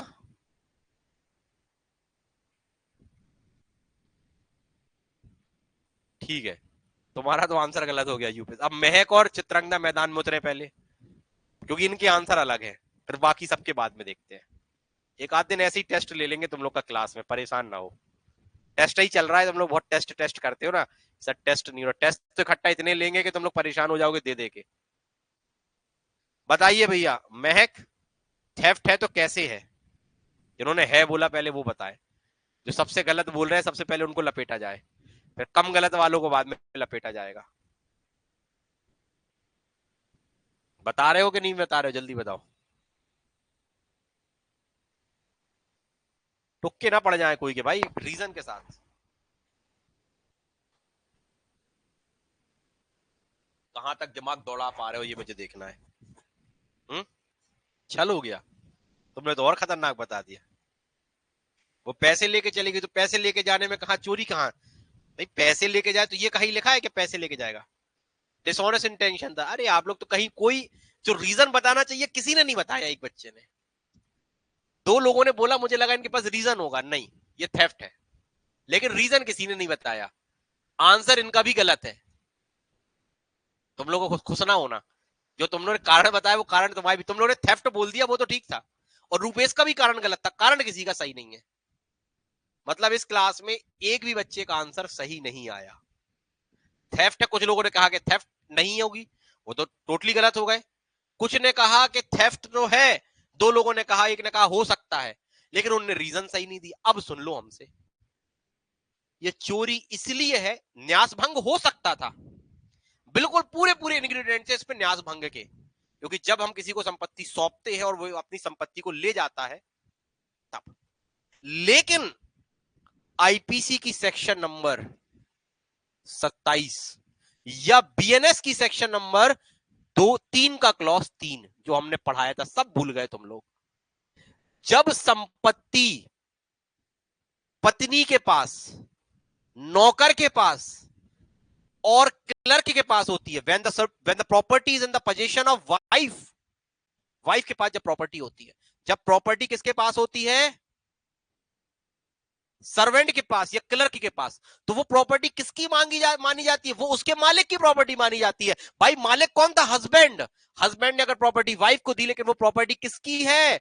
वो हस्बैंड की ही है। अब ये लड़की, अब ये महिला प्रॉपर्टी लेके गई, तो ये अपने पास से लेके नहीं गई, ये हस्बैंड के पास से लेके गई, और जब हस्बैंड के पास से प्रॉपर्टी लेके गई तो ये क्या बन गया? चोरी। क्योंकि अब दो चीजें, इसने प्रॉपर्टी मूव कराई, कहां से मूव कराई? हस्बैंड के पास से। अब आप कहोगे सर हस्बैंड के पास तो प्रॉपर्टी थी नहीं, तो भाई ये सेक्शन क्या बोल रही थी कि जब भी आप प्रॉपर्टी, अगर आप प्रॉपर्टी किसकी लिए हुए हो? हस्बैंड की। जैसे महिलाएं ऐसा कर सकती थी, तो उन्होंने कहा अच्छा महिला ऐसा करेंगी, हस्बैंड की प्रॉपर्टी लेके भागेंगी। हस्बैंड की प्रॉपर्टी अगर तुम रखी हो तो वो हस्बैंड की मानी जाएगी, बस तुम्हें उसका केयर टेकर समझा जाएगा। प्रॉपर्टी अगर किसकी हो, घर से लेके जाओगे तो 7 साल तक का दंड है। अगर प्रॉपर्टी सर्वेंट के पास है, नौकर के पास रख देते ना, जैसे सर्वेंट है भाई, जैसे दुकान में काम करते हैं नौकर, तो भैया शाम को क्या करते हैं, वो लोग पूरा हिसाब हिसाब लेके मालिक के पास ले जाते हैं, लेकिन उनके पास है। या कभी कभी क्लर्क के पास होती है, जैसे दुकानों में वकील होते, तो वकील की दिन भर की प्रॉपर कमाई कौन करता है? क्लर्क। फिर इकट्ठा क्या करते थे, अपने साहब को जाके देता। इस ड्यूरेशन में अगर वो प्रॉपर्टी लेके चला जाए, तो क्योंकि प्रॉपर्टी पोजीशन में तो अभी वाइफ की दिख रही थी, लेकिन एक्चुअल पोजीशन वो वाइफ की नहीं है। वो एक्चुअल पोजीशन किसकी है? Actual position according to section 3 clause 3 और सेक्शन आईपीसी की सेक्शन 27, वो एक्चुअल पोजीशन थी हस्बैंड की। और हस्बैंड की अगर वो एक्चुअल पोजीशन थी, तो फिर वो क्या हो जाता है? चोरी हो जाती है। इसमें एक एक्सप्लेनेशन है जिसका आंसर अच्छे अच्छे स्टूडेंट नहीं बना पाए। मैंने पिछली बार इतने बच्चों से, एडीपीओ वाले बच्चों से इलस्ट्रेशन पूछा था, लेकिन मुझे नहीं लगता कि उस इलस्ट्रेशन का आंसर किसी ने भी सही किया था जो आज की स्थिति है। अभी बताऊंगा कौन सा इलस्ट्रेशन था। पहले वो डी नंबर का इलस्ट्रेशन था, डी बचा है कि नहीं बचा पता नहीं मुझे, मैं देखूंगा फिर बताऊंगा आपको मैं। अदरवाइज एक डी नंबर का इलस्ट्रेशन हुआ करता था, एक डी नंबर का इलस्ट्रेशन देखो आप लोग, डी वाला इलस्ट्रेशन, डी उठाओ, सब सामने लिखा हुआ है। का जो या का सेवक है, जिसे या अपनी प्लेट देख रेख के लिए न्यस्त करता है। अब सेवक की जगह आप क्या कर लो, मैंने बताया ना, सर्वेंट की जगह आप पत्नी भी कर सकते हो, और तीसरा क्या कर सकते हो, वहां पे क्लर्क भी कर सकते हो। तो ए क्या बोलते हैं, ए जेड का क्लर्क है, a being Z clerk, A Z की पत्नी है, तमाम चीजें। प्लेट देखरेख के लिए न्यस्त करता है कि भैया इसको देखरेख करो, यहां पे संपत्ति न्यस्त करती प्लेट की जगह, या संपत्ति को बिना प्लेट को बेईमानी से लेके भाग जाता है, क्या ने चोरी की, ठीक है, भाग गया। अब सौंपी गई थी, कुछ लोग कहते सर सौंपा था, भाई सौंपा किसको था ये तो देखो। मैंने आपसे कहा था कि देखो ये पॉइंट्स ऐसे हैं कि अगर एग्जाम में ये एग्जामिनर जब पूछता है और हम ये सोचते हैं कि हम सही कराए, फिर पूछता है ना कि भाई कितने क्वेश्चन बन गए, अरे बोले इंटरव्यू ने जितने क्वेश्चन पूछे बन गए। अभी ये क्वेश्चन वो 4 बार पूछे, एक बार क्वेश्चन पूछेगा और क्वेश्चन के बाद क्या करेगा, वो आपको लगाएगा, फिर पूछेगा अच्छा हुआ कैसे हुआ, आप कहोगे सर न्यास भंग हुआ। अच्छा न्यास भंग क्या होता है, आप बताओगे न्यास भंग, अच्छा अच्छा अच्छा अच्छा वो क्यों इसकी प्रॉपर्टी थी, फिर आप अपने अपने अलग अलग आंसर देते जाओगे। एक क्वेश्चन अगर गलत होता है तो उसके संबंध में हम 5 आंसर गलत देके आते हैं इंटरव्यू में। क्यों? क्योंकि हमें तो लग रहा है कि हम सही बता रहे हैं, अभी तो सबको लग रहा था ना कि हम सही बता रहे हैं। हाँ हाँ वो भी बहुत अच्छे से पूछता है, हम लोग भी ऐसे पुचकार के पूछते थे, अच्छा अच्छा ऐसा हुआ, हाँ हाँ बात तो सही, हाँ सर देखो इसको पता है, अच्छा अच्छा फिर क्या होगा, कहेगा अच्छा सर वो ऐसा होगा, अच्छा ऐसा कोई नियम है, हाँ सर वो प्रॉपर्टी है ना वो इंटरेस्टमेंट हो जाएगा, वो क्रिमिनल ब्रीच ऑफ ट्रस्ट में चला जाएगा। हम कहते हैं हाँ हाँ यार बात तो सही है, तो इतना खुश होता है, बोले कितने क्वेश्चन पूछे, बोले जितने पूछे सब बन गए। लेकिन वास्तविकता में उससे वो बना या नहीं बना उसको खुद नहीं पता था, क्योंकि उसका कॉन्सेप्ट ही गलत था। मेन है कॉन्सेप्ट, मतलब पत्नी हस्बैंड के पैसों लेने से पहले परमिशन लेना जरूरी है, नहीं तो चोरी लग जाएगी। बिल्कुल, हस्बैंड जनरली क्या होता है, जनरली मान के चलते, जैसे अब हस्बैंड के लिए क्यों होना चाहिए भाई, वाइफ के लिए भी तो है ना, वाइफ की प्रॉपर्टी वाइफ का स्त्री धन है, तो हस्बैंड वाइफ की प्रॉपर्टी नहीं ले जा सकता, वाइफ की प्रॉपर्टी तो हमने ऑलरेडी घोषित करके रखा स्त्री धन। जो मायके से संपत्ति लेके आती है, जो पति संपत्ति अर्जित करती है, पत्नी संपत्ति जो पत्नी कमाती है या मायके से दहेज के रूप में लेके आती है, वो सब उसका स्त्री धन है। तो हस्बैंड उसको यूज नहीं कर सकता उसकी परमिशन के बिना। वो तो क्या होता है, दोनों के बीच में एक ऐसा रिश्ता होता है कि हस्बैंड वाइफ की प्रॉपर्टी यूज कर लेता है, वाइफ हस्बैंड कुछ बोली, लेकिन अगर गलत प्रकार से यूज करोगे तो चोरी हो जाएगी। और केवल वाइफ के लिए नहीं, हस्बैंड के लिए भी है कि हस्बैंड अगर वाइफ की प्रॉपर्टी बिना पूछे ले जाएगा तो वो स्त्री धन था। स्त्री धन मतलब वो पोजीशन भले किसी की हो, सामने हस्बैंड कह रहा है कि वो प्रॉपर्टी तो घर में रखी थी, तो भाई हम तो ले गए, महिला की तो ना पोजीशन थी, तो मेरे पास थी, तो तेरे पास थी, तो क्या हो गया, संपत्ति किसकी थी, महिला की। स्त्री धन था, जब महिला की थी तो महिला की पोजीशन मानी जाएगी। पोजीशन का मतलब हाथ पे पोजीशन होना जरूरी नहीं है, पोजीशन मतलब होता है कि उसके पास है वो चीज, इंप्लाइड भी हो सकती है ना पोजीशन। यहां तक क्लियर हुआ सबको?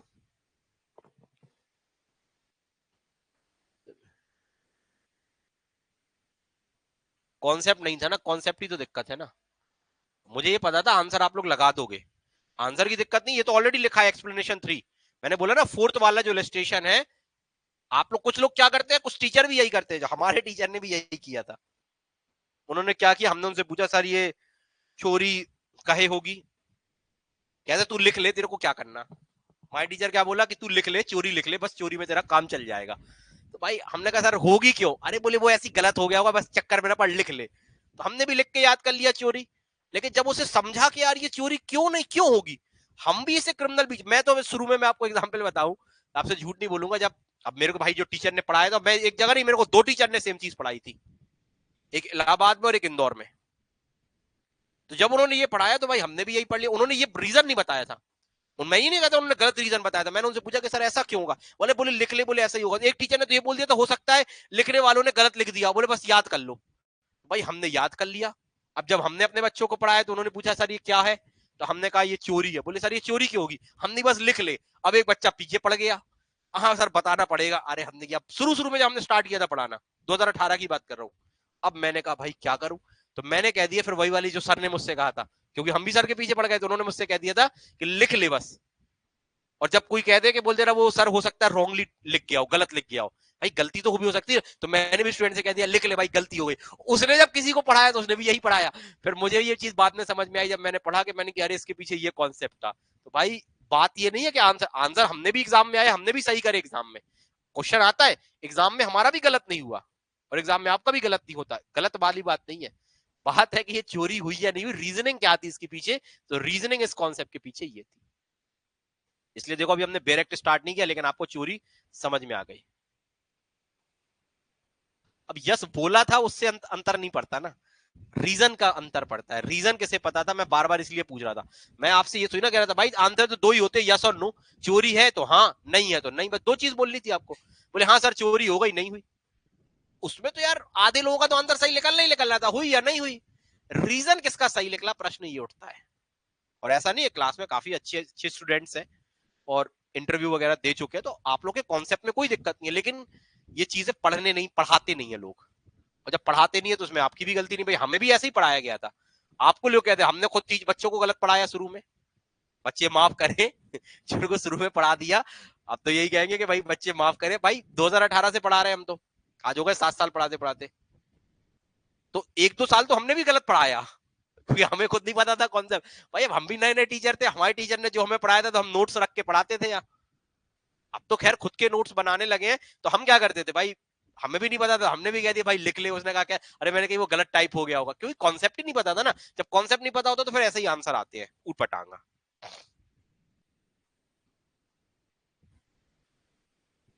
हाँ बस वो यही पढ़ाएंगे ना, स्टडी आई क्यू चाहे कोई आई क्यू हो।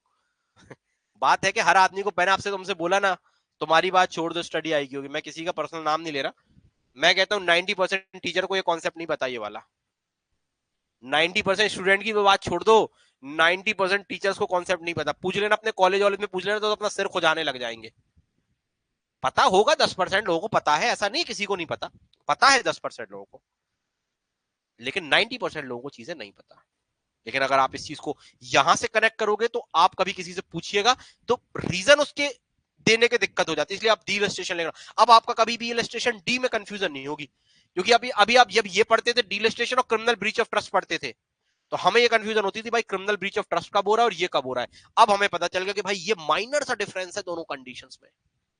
चलिए आगे चलते हैं। इसके बाद, क्या चोरी कुछ समय के लिए हो सकती है? 1 घंटे के लिए, 15 मिनट के लिए, 2 दिन के लिए, 4 दिन के, टेम्परेरी। तो चोरी टेम्परेरी भी हो सकती है और परमानेंट भी हो सकती है, लिख लीजिएगा। क्या चोरी कुछ समय के लिए हो सकती है? बिल्कुल हो सकती है। चोरी कुछ समय के लिए भी हो सकती है।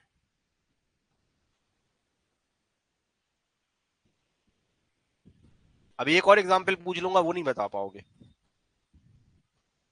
अब फिर भी वही आप लोग करोगे, मुझे पता है। उस कॉन्सेप्ट में भी पूछते हैं पहले आपको। चलो एक और पूछ लेते, एक और पूछ ले एग्जांपल, रीजन के साथ बताना, लेकिन रीजन पूछे कि ना पूछे बताओ। तुम लोग मना कर दोगे तो नहीं पूछेंगे, क्योंकि बहुत से लोगों ने पढ़ा है ना, चोरी पढ़ी है, पढ़ा है, मिसएप्रोप्रिएशन ऑफ प्रॉपर्टी पढ़ा है, सब कुछ पढ़ा है। चलो एक क्वेश्चन,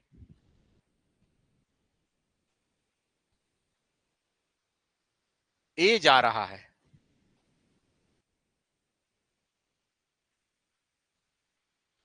ए जा रहा है, उसकी जेब में पर्स आधा निकला हुआ है। 50-50 है, गिर भी सकता है, नहीं भी गिर सकता है।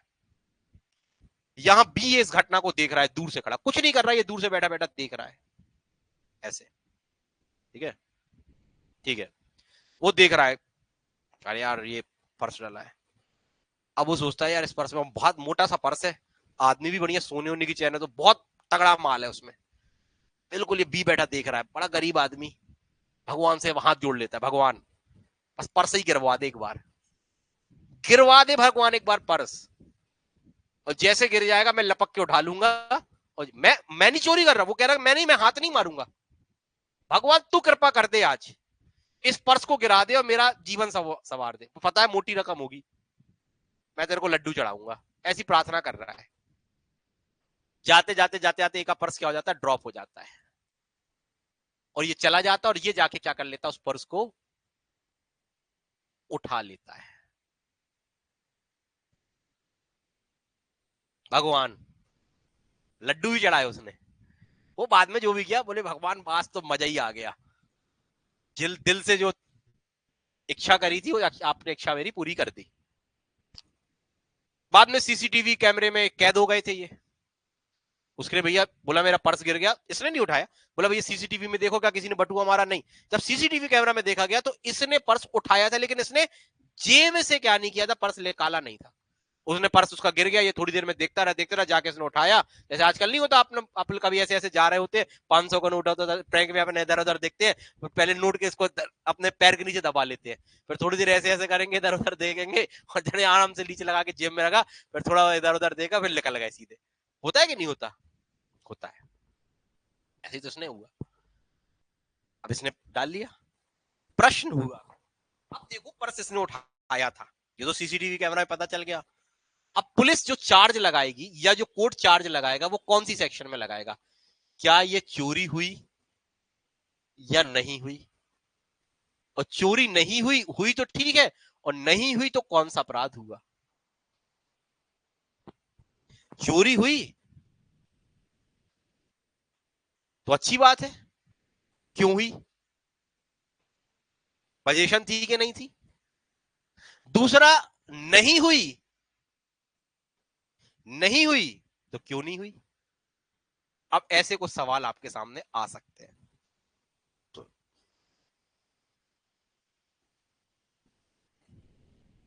बोलिए क्या हुआ। अब आप लोग कह रहे थे पूछ लो, अब आदमी सोच रहा होगा कि आंसर बड़ी मुश्किल से देंगे, हो सकता है आप लोगों को बिल्कुल सीधा सीधा आंसर हो सकता है इसका आंसर सीधा सीधा, लेकिन अब देने में घबरा रहे हैं लोग, बोले यार ये खतरनाक है, बोले अब देना नहीं है आंसर, बोले फंस जाएंगे आंसर देंगे तो।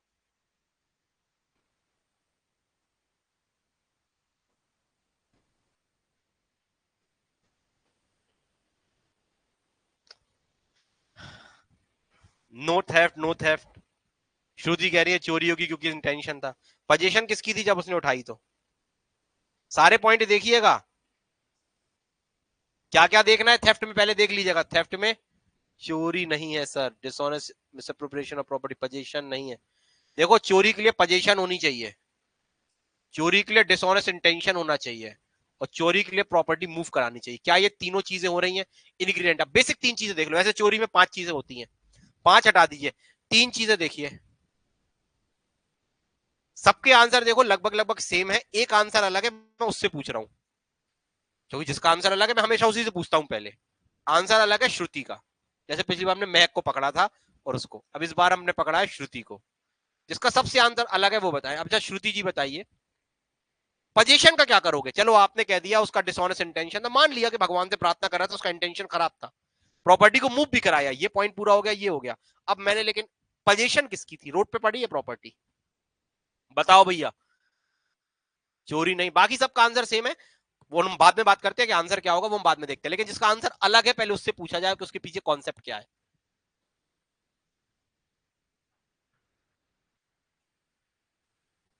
देखते हैं क्या होगा, सोचने वाला सवाल है ना, बताइए फटाफट।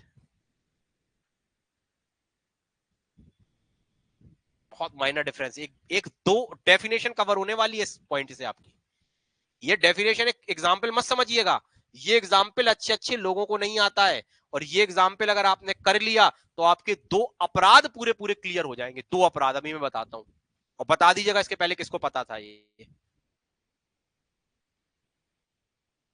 याद रखिए ये अपराध होता है थेफ्ट का। जिन्होंने थेफ्ट बोला बिल्कुल सही बोला। अब समझिए क्वेश्चन का answer. Criminal misappropriation of properties का एक सेफ आंसर हो सकता है। सर पोजीशन तो किसी का नहीं था। नहीं, यही तो गलत बोल गए ना, पोजीशन किसी का नहीं था, तो तुम्हारा आंसर गलत हो गया। श्रुति धोखे से सही बोल रही थी, श्रुति तो अब गलत हो गई। ठीक है, श्रुति का आंसर गलत कर। एक आंसर सिमरन थेफ्ट होगा क्योंकि उसे पता था कि पर्स किसका है। इससे भी नहीं होता, इससे भी नहीं होता कि पर्स उसे पता था, उससे भी नहीं होता क्योंकि वो उस समय ड्रॉप हो गया था। अब समझिए इसके पीछे रीजन। जिस समय उसका डिसऑनेस्ट इंटेंशन था, जब उसने कहा ना कि ये पर्स गिर जाए, उस समय वो पर्स किसी ना किसी के कब्जे में था। जब आपका डिसऑनेस्ट इंटेंशन था, तो डिसऑनेस्ट इंटेंशन अगर पहले है और तब आप प्रॉपर्टी को क्या करते हो, मूव कराते हो। इंटेंशन पहले, याद रखिएगा चोरी में क्या होता है, डिसऑनेस्ट इंटेंशन के बाद मूव कराया जाता है। पहले डिसऑनेस्ट इंटेंशन आता है फिर मूव कराते हैं। अब यहां क्या हुआ, पहले क्या कर रहा था, भगवान भगवान प्रॉपर्टी दिला दे। इंटेंशन डिसऑनेस्ट पहले आया, आया कि नहीं आया। तो याद रखिएगा जो चोरी का अपराध होता है इसमें डिसऑनेस्ट इंटेंशन क्या आता है, पहले आता है। और मूव क्या कराया जाता है, बाद में कराया जाता है। मूव बाद में कराया जाता है। अगर डिसऑनेस्ट इंटेंशन पहले आ गया और बाद में मूव कराया तो चोरी है। पहले था ना डिसऑनेस्ट इंटेंशन, जैसे अब उसकी जेब में था, जब तो पोजीशन में था ना किसी की। जब आपका डिसऑनेस्ट इंटेंशन था तब तो वो प्रॉपर्टी किसी की पोजीशन में थी। मैं ये तो ही ना कह रहा हूं कि पोजीशन में कब थी, पोजीशन में तब मतलब पहला चोरी के लिए। जब आपके पास डिसऑनेस्ट इंटेंशन आता है, पहले डिसऑनेस्ट इंटेंशन आएगा और बाद में प्रॉपर्टी मूव कराई जाएगी तो चोरी। दूसरा, अगर मूव पहले करा दी जाती है और बाद में डिसऑनेस्ट इंटेंशन आता है तो ये होता है क्रिमिनल मिसएप्रोप्रिएशन ऑफ प्रॉपर्टी। ये अंतर है इतना सा दोनों से अपराधों में, इतू सा अपराध में अंतर है। अब बताइए, अब सुनो फिर से एग्जांपल। ये बहुत बड़ा पॉइंट है। इतना सा अंतर है चोरी और मिसएप्रोप्रिएशन ऑफ प्रॉपर्टी में, थेफ्ट और क्रिमिनल मिसएप्रोप्रिएशन ऑफ प्रॉपर्टी, जो अभी हम आगे पढ़ेंगे, जिसको संपत्ति का आपराधिक दुर्विनियोग होता है। ये कह रहा है कि पहले क्या होगा, डिसऑनेस्ट इंटेंशन आएगा। डिसऑनेस्ट इंटेंशन के बाद व्यक्ति क्या कराएगा, प्रॉपर्टी को मूव कराएगा। अगर डिसऑनेस्ट इंटेंशन के बाद प्रॉपर्टी मूव करा रहे हो किसी की पोजीशन से, क्योंकि जब वो डिसऑनेस्ट इंटेंशन आया था ना तब व्यक्ति किसी की पोजीशन में थी, तो ये हो गया चोरी, थेफ्ट।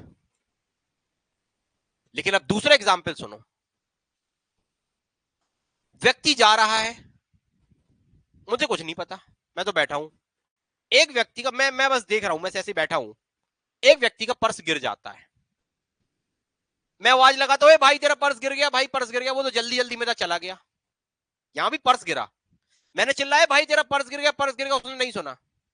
मैं जाता हूं, मैं पर्स उठाता हूं, कुछ नहीं है, कोई अपराध नहीं है, अब इंटेंशन डिसऑनेस्ट नहीं है। मैंने प्रॉपर्टी क्या करा ली, मूव करा ली, प्रॉपर्टी उठा ली ना, मैंने जाके पर्स उठा लिया, उठाने तक भी कोई अपराध नहीं है। अब बाद में मैंने सोचा यार ये तो चला गया, अब क्या किया जाए। मैंने पर्स खोल के देखा, बढ़िया मोटा माल। अरे मैंने कहा ये तो भाई मजे मजे है। अरे लाख रुपए उसमें कम से कम पड़े थे, अच्छा मोटा पर्स। बाद में मेरा डिसऑनेस्ट इंटेंशन आ गया, मूव कराने के बाद डिसऑनेस्ट इंटेंशन आया। यहां डिसऑनेस्ट इंटेंशन पहले आ रहा है, डिसऑनेस्ट इंटेंशन पहले है और मूव बाद में कराया गया। और अगर मूव पहले करा लिया गया और डिसऑनेस्ट बाद में आया इंटेंशन, तो ये होता है क्रिमिनल मिसअप्रोप्रिएशन ऑफ प्रॉपर्टी। अब बताइए चीजें समझ में आई कि नहीं आई। ये बहुत बेसिक डिफरेंस है दोनों अपराधों में, और मैं आपसे कह रहा हूं ये डिफरेंस बहुत से लोगों को पता ही नहीं है। तुम्हें पता चल गया, तुम्हें दोनों मैंने बता दी। जो आप लोग कह रहे थे क्रिमिनल मिसअप्रोप्रिएशन ऑफ प्रॉपर्टी होगा, क्रिमिनल मिसअप्रोप्रिएशन ऑफ प्रॉपर्टी कब होगा और कब आपका थेफ्ट होगा, ये दोनों चीजों के एग्जाम्पल्स आपके सामने रखे हुए हैं। बोलिए। संपत्ति पड़ी मिल जाना, हर चीज चोरी भी नहीं होगी और हर चीज misappropriation of property. Dishonest intention दोनों में है, सेम अभी मैंने सबसे पहला पॉइंट बताया था कि इन हर अपराधों में डिसऑनेस्ट इंटेंशन है, तो डिसऑनेस्ट इंटेंशन पहले था कि डिसऑनेस्ट इंटेंशन बाद में आया? डिसऑनेस्ट इंटेंशन तो बाद में आया। तो अगर प्रॉपर्टी को मूव पहले करा दिया गया है और डिसऑनेस्ट इंटेंशन बाद में आया, तो उसको याद रखिएगा, संपत्ति का आपराधिक दुर्विनियोग, और पहले ही डिसऑनेस्ट इंटेंशन था और प्रॉपर्टी बाद में मूव कराई गई, तो वो थेफ्ट होगा। आ गया समझ में? अब गलती मत करना, अब गलती मत करना कभी भी, और किसी को बताना भी नहीं ये चीजें। भाई अपन ने जब इतनी मुश्किल से सीखा है तो काहे को कोई को बताना? जब तक बन नहीं रहे हो तब तक नहीं बताना, जब बन जाओ तब ये पॉइंट्स बताना। ये क्या होता है ना, बहुत बेसिक पॉइंट्स होते हैं, ये बहुत बेसिक डिफरेंस होते हैं, इतना सा थिन लाइन एंड डिफरेंसेस में। जैसे मर्डर कल्पेबल होमिसाइड, अच्छे अच्छों को नहीं पता, बहुत छोटा सा डिफरेंस है। पॉइंट 2 पॉइंट 3 को कैसे आपको साथ में लेके चलना है वो पता ही नहीं है किसी को, तो फिर आदमी कहता है भाई समझ में ही नहीं आ रहा लो। अब अगर आपको ये पेचीदियां समझ में आएंगी तो क्या आप कानून में भाई आप लड़ सकते हो एज एन एडवोकेट? आप वकील के तौर पर प्रोसिक्यूशन में जाओगे तो लड़ोगे, बोलोगे और आपकी बातें सुनी जाएंगी, जज भी, आप जज को बताओगे, जज भी हिल जाएगा। बताओ उसको, जब आप प्रोसिक्यूशन के तौर पे जज आप खड़े होगे तो आप फैसला दोगे तो आपको रीजनिंग लिखनी पड़ेगी। तो भाई जब आपकी इज्जत कब होगी? मैं आपको बता रहा हूं, आप लोगों को पता होगा, बहुत बार लोग प्रैक्टिस कर रहे हैं 5-5, 10-10, 15-15 साल से, 20-20 साल से, उनको बेसिक डिफरेंस ये नहीं पता अभी। आप मेरी बात को झूठा मत समझिए, हो सकता है कोई कोर्ट ना गया हो, मैं भी बहुत ज्यादा कोर्ट में नहीं गया, लेकिन मेरे को औकात सबकी पता है कोर्ट में, क्योंकि हमारी फैमिली में 55 साल से वकालत चल रही है। हमारे बड़े पापा 55 साल पहले वकालत, फिर उनके लड़के, उनके बड़े पापा, मैं भी बैठा हूं उसी फील्ड से, हमारी ये फील्ड है, हमें पता है कि क्या औकात है। औकात मैं वर्ड यूज कर रहा हूं, रीजन है क्योंकि पता ही नहीं है उस पर। गलती क्या है? लॉ, आदमी लॉ सीखना ही नहीं चाहता। वो ये सोचता है कि हम क्या करेंगे, हम जाके बैठ जाएंगे कोर्ट में, हमारे पास मुकदमे आने लगेंगे, एक आध धोखे से मुकदमा आ जाता है, हार जाते हैं। क्यों हार जाते? रीजन क्या है भाई? आपको लॉ ही नहीं आता ना भाई। जब तक आपको ये अंतर नहीं पता तो लॉ ही नहीं आता, जब लॉ ही नहीं आता तो तुम लड़काए पे रहे हो। कुछ नए लड़के बच्चों ने फैशन बना लिया है, उनका तीसरे चौथे सेमेस्टर होता है, वो जाके कोर्ट में बैठ जाते हैं। भाई क्या कर रहे हो भाई? वो कहते हैं वकील बन गए, उसमें चीजें उनको डिग्री मिल जाती है, वो क्या करते हैं, डाल देते हैं पोस्ट एडवोकेट। भाई तुम यू आर नॉट एडवोकेट, जब तक लॉ नहीं आता तो आप एडवोकेट नहीं होते, आप चपरासी कहलाते हो, क्लर्क। वो अपने आप को एडवोकेट लिखने से एडवोकेट थोड़ी ना हो जाता, you are just a clerk. और सीनियर भी आपकी औकात जानता है, वो आपको केवल भेजता है जाओ डेट ले आओ, कभी बहस नहीं करने देता। व्यक्ति क्या कहते हैं, यार हमारा सीनियर हमें बहस ही नहीं करने देता, हमारा सीनियर तो हमसे कुछ बताता ही नहीं है। अब उसे पता है कि काहे को तुम्हें बताए, क्यों कंपटीशन अपना बढ़ाएगा वो भी। तो ये माइनर डिफरेंस आपको पढ़ के आएंगे, तो भाई इन चीजों को सीखना है, ये बहुत बेसिक डिफरेंस है। आप मुझे बताइए किनको ये डिफरेंस पहले पता थे? ये दो चीजें मैंने आपको बताई, अभी अभी तो चोरी अभी स्टार्ट हुई है, अभी बहुत सारी चीजें बताऊंगा। एक आपको मैंने ये चीज बताई, संपत्ति ऊपर पत्नी वाली, और एक मैंने आपको ये दो चीजें बताई। अभी तो हमने सेक्शन उठाई भी नहीं है, अभी तो थेफ्ट हमने पढ़ना स्टार्ट कहां किया है। हाँ मजबूरी बन गई तो मजबूरी का फायदा उठाओ ना भाई। मजबूरी बनी है मानता हूं, लेकिन अब मजबूरी बन गई है तो क्या है?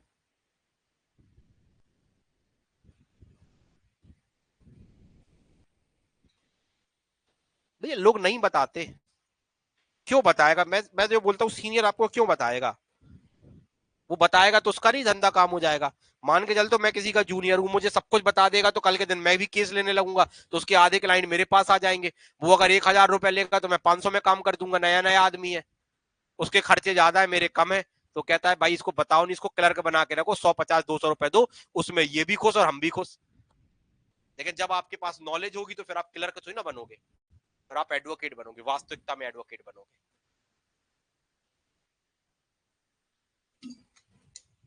चलिए यहां तक चीजें आपकी क्लियर हो गई। एक चीज और बताऊंगा, फिर हम सेक्शंस की तरफ चलेंगे। एक चीज, 6 अपराधों में एक लाइन में अंतर बता देता हूं, मैंने जो आपसे कहा था। इस चीज को किसी से चर्चा मत करिएगा, बस अपने याद रखिएगा, ये मेरी बहुत सालों की मेहनत है, आप लोगों को दे रहा हूं क्योंकि आप अपने हो। प्रॉपर्टी से संबंधित जो अपराध होते हैं, प्रॉपर्टी के संबंध में, इनमें प्रॉपर्टी को मूव कराया जाता है। अब देखिएगा किन किन जगह पे मूव कराया जा रहा है। पहला, पहला लिखिए थेफ्ट, जिसको हम चोरी कहते हैं, पहला।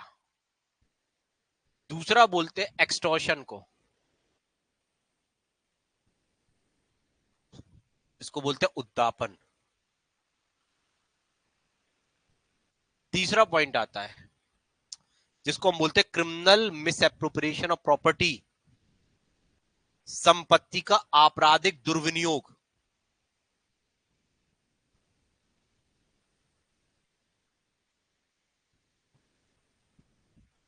या तीसरा आता है क्रिमिनल ब्रीच ऑफ ट्रस्ट।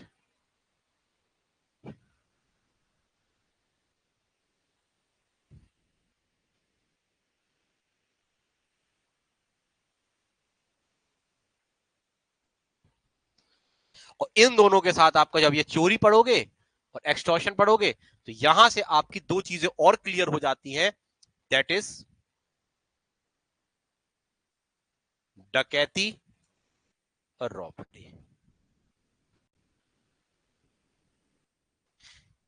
6 अपराध है, 6 अपराध को पढ़ने में महीने भी लग जाते हैं, 15 दिन तो लगते ही है। क्या अपन इनको 5 मिनट में ना पढ़ लें सब कुछ? क्या 5 मिनट में ना पढ़ लें शॉर्ट में? कभी भी रिवीजन करिएगा, मेरा इस पॉइंट को याद रख लीजिएगा, ये कभी क्वेश्चन गलत नहीं होगा। सब जगह प्रॉपर्टी मूव कर, क्या बताइए, चोरी में प्रॉपर्टी मूव होती है कि नहीं होती? जल्दी यस और नो बोलिए। क्या चोरी में प्रॉपर्टी मूव होती है? बिल्कुल। क्या एक्सटॉर्शन में प्रॉपर्टी मूव कराई जाती है? एक्सटॉर्शन में भी मूव होती है। मूव करने का तरीका अलग है। जब चोरी एक्सटॉर्शन में मूव होती है तो डकैती और रॉबरी में भी होगी, क्योंकि चोरी और एक्सटॉर्शन का ही एक विस्तृत एग्रीव्ड फॉर्म एक्सटॉर्शन और रॉबरी होता है। क्या क्रिमिनल मिसअप्रोप्रिएशन में प्रॉपर्टी मूव होती है? अभी बताया था होती है। क्या क्रिमिनल ब्रीच ऑफ ट्रस्ट में मूव होती है? होती है, सब जगह होती है। लेकिन अंतर, जब प्रॉपर्टी एक्यूज्ड मूव कराता है, जिसको हम अभियुक्त बोलते हैं, प्रॉपर्टी कौन मूव कराता है? अभियुक्त। जिसको हम कोई बोलते हैं, कोई व्यक्ति अपराधी। चोरी पड़ी ना, मेरी प्रॉपर्टी, मेरे पास एक पोजीशन में प्रॉपर्टी है, तो जब मेरी पोजीशन में कोई प्रॉपर्टी और उस प्रॉपर्टी को मूव एक्यूज कराता है, या क्या मैंने बोला, मूव कराता है, कौन करा रहा है मूव? एक्यूज्ड। जब एक्यूज मूव कराता है तो वो चोरी। जब संपत्ति का मालिक ही उसे मूव करा दे, मैं ही प्रॉपर्टी का मालिक हूं और मैं ही मूव करा दूं, ओनर, वो होता है एक्सटॉर्शन। तुमने मेरे पास फोन लगाया, सर हमने की बताओ, बोले तुम्हारा दोस्त मेरे कब्जे में है। मैंने कहा भाई तो क्या करूं? बोले कुछ नहीं, 2 लाख रुपए दो। अरे मैंने कहा पागल हो गया? बोले मार दूंगा। मैंने मजाक कर रहे हो? बोले वीडियो कॉल में देख लो। अरे मैंने कहा ये तो निपटा देगा। मैंने भाई क्या चाहिए? बोले 2 लाख रुपए। मैंने कहा 2 नहीं 1.5 में कर लो। बोले 1.5 लाख रुपए। बोले सर जल्दी 1.5 लाख रुपए कहाँ पहुंचाने हैं? बोले वहां पहुंचा दो, इस जगह पर पहुंचा दो। एक जगह उसने बताई। प्रॉपर्टी में जो प्रॉपर्टी क्या मांगा उसने? पैसा मांग सकता था, वो संपत्ति के कागज मांग सकता था, वो मुझसे कोई हीरा जेवरात मांग सकता था। तो जो भी मुझसे मांगा, मूव किसने कराया? उसने, वो मुझसे मेरे घर से चुराने नहीं आया, बल्कि मैंने खुद से जाके उसको मूव करा दी प्रॉपर्टी। ओनर ने खुद से मूव कराई। अपराधी दूसरा होगा, लेकिन मूव कौन करा रहा है? मैं। वो व्यक्ति मूव कराने नहीं आता एक्सटॉर्शन में। एक्सटॉर्शन में होता ना, हेलो दाऊद के आदमी बोल रहे हैं, भाई इतना पैसा भेज दो। भाई इतना पैसा भेज दो मतलब क्या तुम प्रॉपर्टी लेने नहीं आओगे? नहीं भाई मैं नहीं लेने आ रहा, तुम तो प्रॉपर्टी पैसा पहुंचा दो। Who is moving there? कौन मूव करा रहा है?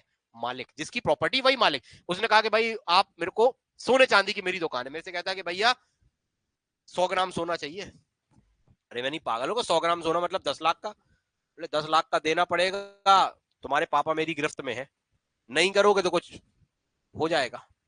मैंने ही प्रॉपर्टी मूव कराई। मूव प्रॉपर्टी के संबंध में मैं आपको प्रॉपर्टी की डेफिनेशन बता चुका हूं, कोई भी हो सकती है, दैट मे बी मूवेबल और दैट मे बी मूवेबल।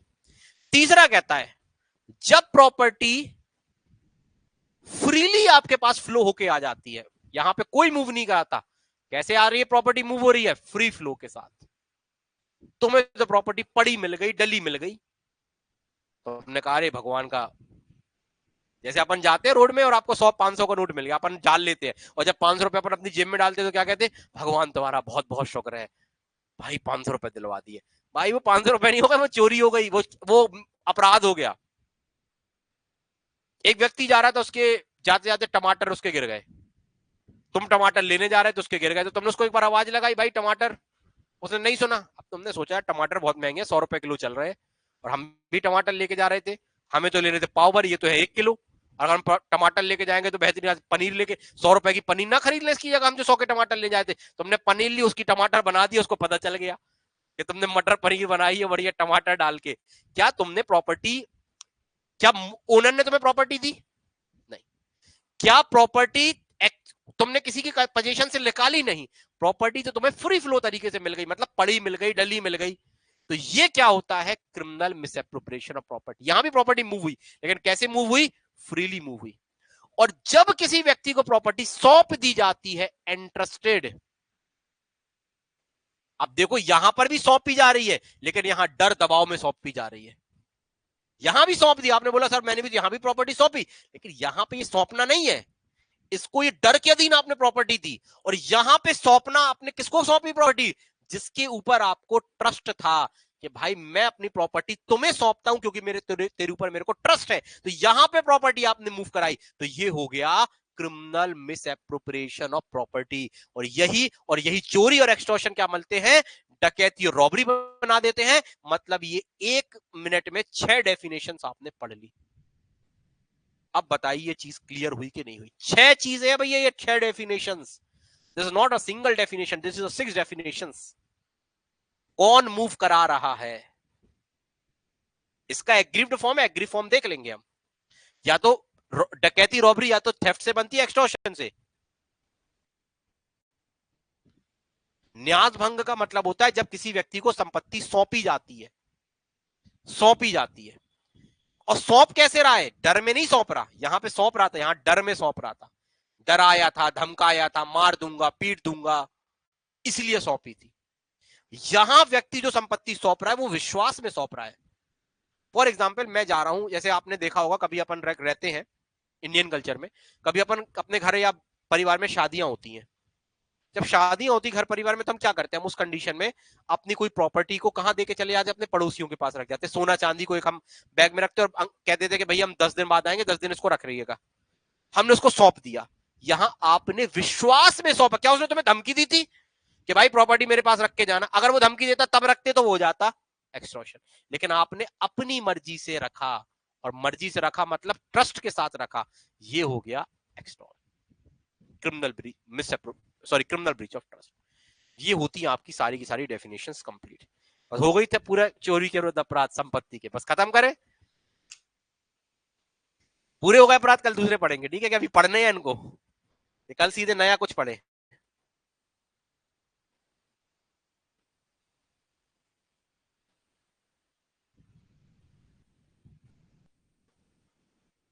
बताओ समझ में आ गया कि कुछ कल कल नया पढ़े? फिर अब तो अगर कह दो तो फिर कल से सीधे इतना समझ में आ गया, तो फिर कल अपन नई सेक्शन डेफिनेशन पढ़ते हैं। चोरी रॉबरी हो गई, चोरी हो गई, ठीक है? और क्वेश्चन तो अब एग्जाम में इतने ही में सही कर लोगे। ब्रीच ऑफ ट्रस्ट हो गया, स्टोलन प्रॉपर्टी भी इसी से आते। कल चीटिंग पढ़ेंगे सीधे फिर, या बीच के भी पढ़ाऊं? अभी पढ़ने हैं बीच के कल सीधे पढ़ना है? चलो कल से पढ़ेंगे फिर।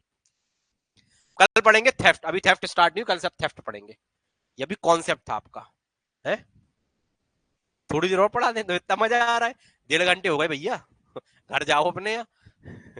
एक्सटॉर्शन में प्रॉपर्टी सामने से भी ओनर से ले सकते हैं, लेकिन वो भय के अधीन देता है ना। आप खूब सामने से ले लो, क्या दिक्कत है? लेकिन वहां भय के अधीन दे रहा है। बस इतना ही रहने दो भैया, ज्यादा लालच नहीं करना चाहिए।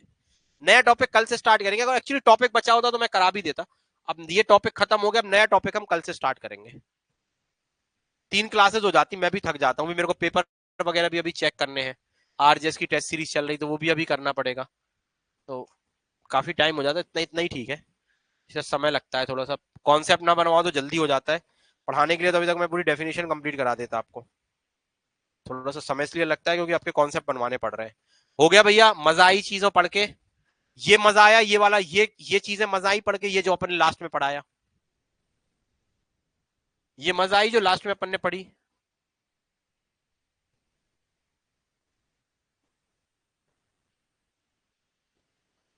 ये पता थी पहले से? सबको पता थी ये वाली चीजें? 1 2 3 4 ये सब कुछ पता था पहले से? बहुत बहुत बेसिक अंतर है, बहुत बेसिक अंतर है। ये आप सालों में ये अंतर निकाल पाते हो।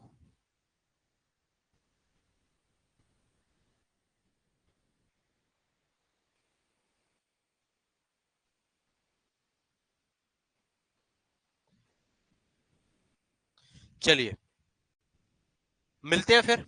Have a good day, take care, bye bye. कल मिलते हैं सुबह। सुबह की कल देखो क्लास नहीं रहेगी शायद, कल सुबह ऑफ करेंगे, कल दोनों क्लास ऑफ रहेंगी। 9 बजे वाली भी ऑफ करते हैं, 12 बजे शाम को मिलेंगे। शाम को 5 बजे वाली क्लास संभवतः होगी, और रात को भी क्लास हो सकती है। मैं आपको मैसेज कर दूंगा जैसा भी होगा, ठीक है। मैं मैसेज कर दूंगा। सुबह की क्लासेस नहीं है, 9 बजे वाली नहीं है, संडे है क्योंकि, और 12 बजे वाली नहीं, क्योंकि घर के कुछ काम रहते हैं, संडे का टाइम मिलता है, तो 9-12 की क्लास नहीं है। शाम की क्लास है, ऑनलाइन वगैरह आप लोग ले लीजिएगा। चलिए मिलते हैं, हैव अ गुड डे। शाम को होगी यहाँ। एक बार मैसेज कर लीजिएगा ग्रुप में, एक बार आप लोग मैसेज कर दीजिएगा, मैं रिप्लाई कर दूंगा। 4 बजे मैसेज कर देना, मैं बता दूंगा।